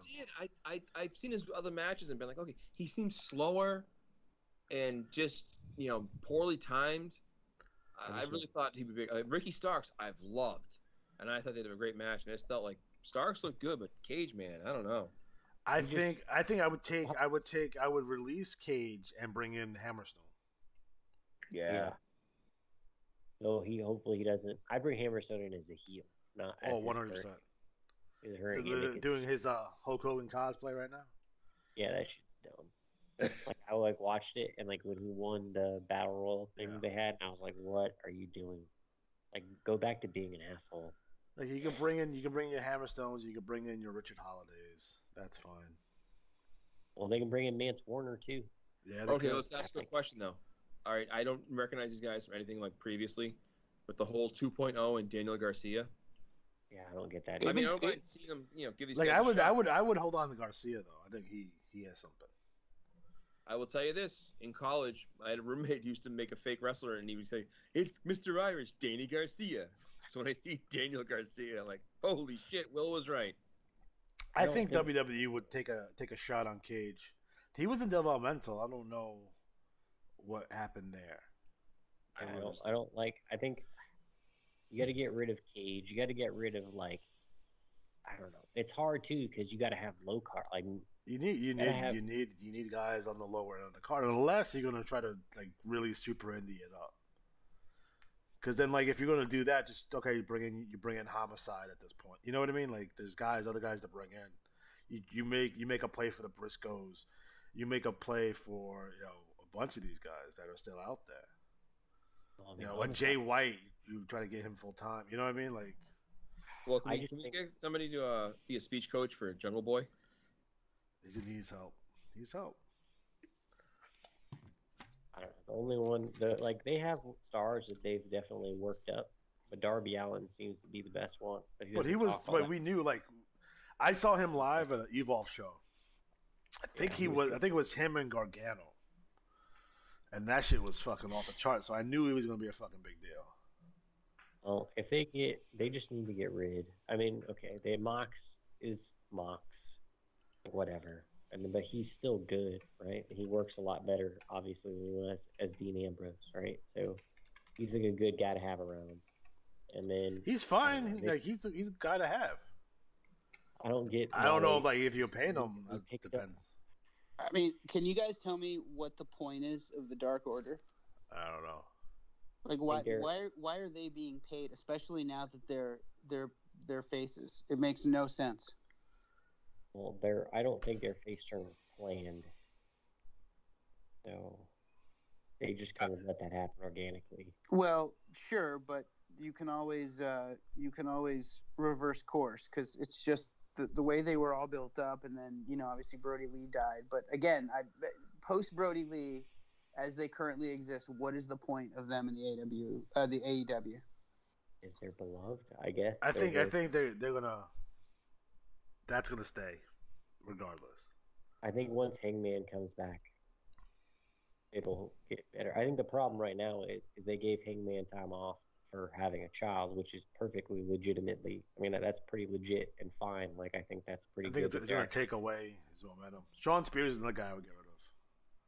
Yeah, I would have. You'd have to get rid of. Yep. Yeah, I think what happens is you have these guys that were when you were building it, you had who was out there, and now that you've started to establish and you're growing, you need to have some more quality control. And it's just a matter of who that quality. Because look, to be honest. If some of these guys were available at the time where they made these deals with some of these guys, who would they actually fucking bring it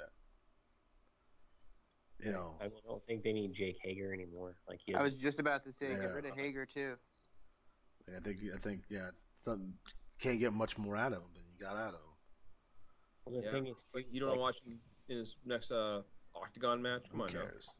He fights tomato cans. AEW doesn't even really need huge guys. And you may want to take a second look at Janela at this point. Well, Janela is just there. Like he's like. He's not doing He just anything. turned heel. Yeah, he did. Yeah, I know. He just kicked. Yeah, he hit something. But I mean, like he's not on TV where people give a shit about him. Right. You know? But he's actually like. But if you notice, he's like getting. He looks better than he did when he first started. He did. He's getting in better shape. Yeah. So I think you could bring Janela. I think Janela can do a lot more. I think he just needs to get in the right place. I think Beardo's been doing a good job. Malachi Black is fine. Orange Cassidy's fine. You know, you can cut a good 8 people. It's not Cody. That'd be. Because even look at the women's division. The women's division is rough too. They need to get rid of any like. There's like Britt Baker's good. What's her name is good. The Native Beast. What's her name? She's good. Right. It's like they should have made a play. They should have made a play for Mickie James. Yeah, but Mickie James doesn't really wrestle. Like she's in Impact. She just like is like the head of the women's division or whatever. Yeah, that's true. She's also like 2 feet tall. I noticed that. Like I didn't realize that. She's very small. She's like the smallest person like that I've ever seen in the ring before. She's like a small child. But they got like Kira Hogan, and they're like not doing anything with her. And I've seen her work. She works just fun. Especially like if Kira, like why Red Velvet's on TV and Kira Hogan is not, I don't understand. Because Red Velvet looks like garbage. She missed a standing fucking. Yeah. Oh, it's terrible. Like she's like she looked like okay. I get you. Like just give you could put anybody in the ring with Britt Baker in Pittsburgh, whatever. That doesn't matter. But like she doesn't need to be on TV at all. Like she should. Like they can put somebody else in that spot. They just need more women. They need Missy Hyatt. No, I'm dead. Like I am dead serious. Like, fuck the character Missy Hyatt. Jesus. No, fuck the character Missy Hyatt. If you actually listen to her talk about wrestling, everything she says is like, yeah, that's 100% right. It's just you're shocked because it's Missy Hyatt. Like she has this weird kind of insight, probably from being married to Eddie Gilbert, probably from her own wrestling fandom, probably from hanging out with Jake the Snake Roberts that she absorbed. You know, she was in the business 15 years. She knows her stuff. I just think they need more bodies that can actually do shit because they don't have like they have like I said, they have like 5 or 6 women that can work, and then everybody else is just. I would say forget more bodies. I would take your 5-6 best women and make that your women's division, and get rid of all of those other women who can't have hang in the ring. There's so many. Like if you watch AEW Dark, it's just there's so many people that's like, oh, they're not ready. What were the women that WWE released? I don't know. Of any note. Ruby. But she'll be there soon enough, I'm pretty sure. But she's like, they didn't even do anything with her. No. Like they had the Riot Squad, and then she just disappeared off television, which I don't really understand. She's out there somewhere, right? She's still hurt. Who's this? Oh, Serena Deeb. She's on. She's officially on the AEW roster. I don't know. I don't. It's so hard to find women that can work though. Like I think that's the problem. Well, WWE ate them all up. Like that's what I'm saying. That's the same thing that they were running into when they first started. It's like WWE gets so many people. It's just not. Darren asked a good question. Do you see that? What was the question? Do you think WWE will sign anyone that they cut right away, like the AEW is doing to WWE? I think possibly. It depends who it is. I think they just want big bodies. Like you said, if it was Cage, I think they'd snatch Cage up. I don't think. If AEW cut Wardlow, they'd take Wardlow. Yeah. I think so too. He's older though. He's like 36, isn't he? Wardlow? Yeah. I didn't know that. I mean, they've got Goldberg wrestling still, so. Yeah, I don't think that necessarily matters. But I know we're talking about they want young guys who are huge. I don't think. Yeah, I mean, I think they would take Luchasaurus. I think they would try to snatch up Lance Archer. Yeah, I could see that. Here's the thing: if they try to push Jungle Boy as a single star, what's Luchasaurus gonna? Because Luchasaurus' gimmick is completely tied into Jungle Boy, without. I don't think they can push Jungle Boy as a single star unless he learns how to promo. Yeah, he's terrible. He's got zero charisma, and the fans love him, but he's got zero charisma. He just his mic skills are terrible. I mean, They've got Christian Cage doing his promos for him, basically. Oh. I just. AEW is better than WWE currently. I can say that, but that's not. Not saying much though, because WWE is historically bad. I'm talking like WCW 2000 bad. Like just because Karrion Kross wears one stupid ad. It's not even that. Even the stuff with Alexa is terrible, and it's just like, I did catch the very. Luchasaurus is supposed to be in Braun Strowman's spot in the Y family, but got hurt. What was it? Luchasaurus was supposed to be in the Braun Strowman spot, but in the Wyatt family, but he got hurt. That's the natural son of the Southern accent. Yeah. Talk with the Southern accent. So. Wow. I think they could take Luchasaurus. I can see him do that. Because I mean, you can put him with Bray. What's his ceiling? He just needs to get a new gimmick. That's it. Like I think that's his biggest problem. Make him Lord Humongous. Fuck it. Lord Humongous. I will say this: you bring Bray in, but you bring Kevin Sullivan with him. You just want Kevin Sullivan back. I want Kevin Sullivan on national television. Just want to have he was Judas Straight storyline, the darkest storyline in wrestling. Period. It'll work though. It'll work. Looks up to the heavens. Blackjack, I stole your grandson. No one is even like it's so meta. No one would even get the references. Like they're just like Cody's not doing that shit anyway. That's right Cody's down. Too busy feuding with QT Marshall. I'm just saying, like you bring in Bray to feud with Cody because there's history there, right? So Bray is a Wyndham / Rotunda, literally, but he's a Wyndham. Cody's a Rhodes. There's a story to be told there. You bring in Kevin Sullivan because who did Kevin Sullivan feud with? Dusty Rhodes and Blackjack Mulligan. Like it's real basic shit. You know what I mean? And it's not like unfortunately, I think it would be over the head of a lot of AEW fans. Possibly, but if you bring in someone to explain it, like I was saying, like J.J. Dillon, to open the show and to kind of explain the history, I think it'll work. People don't know who J.J. Dillon even is. I mean, I guess they could explain who he was. Yeah, because they knew who Tully Blanchard and Arn Anderson was. That they're wrestlers. J.J. Dillon is a part of the Four Horsemen, I guess. He was the manager of the Four Horsemen. Right, but what I'm saying is like that's like he was the manager of the Four Horsemen. I mean, it could be way over the heads of the fans for sure, but a quick search on YouTube, and you're done. Smart fans will educate dumb fans. They've been doing it forever. They could put up a thing on the big screen, like the beginning of Star Wars, that explains the backstory while Jericho's entrance music plays. Yeah. And they would be all over it. Be super excited about it. I don't know. I want Kevin Sullivan on AEW. Not only could he help them in front of the camera, he can also help them behind the scenes. Remember who was the booker of WCW from like 1996 to like 1997? You should have a match with Brian Pillman Jr. Yeah. And I quit that. Oh, they have a strap match. I respect you, Booker, man. I think people would get that. I think people would get it. Brian Pillman Jr. is like turning into his dad, except he doesn't have the voice. And every time he can, like, the more I see him, the more I'm like, man. He's filling out nicely. He needs to fill out a little bit more. You have potential main event on your hands. Don't fuck it up. Good. Yeah, he's good. The hardest thing about AEW, I think, is that they don't have, like, there's a huge gap between like the people that they're developing and the people that they have on television, but there's like it's really scant between them.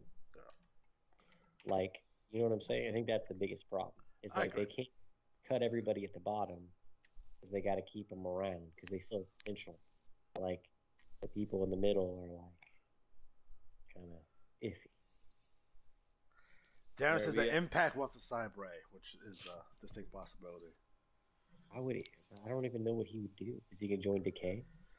He'll just be his own thing. Well, guys, since everyone seems to be going to bed, we're gonna wrap this up. So thank you for everyone watching. Please give us feedback on the format. If you like it, you don't. It suck. I don't know. Let us know if you want us to continue to do live shows or not.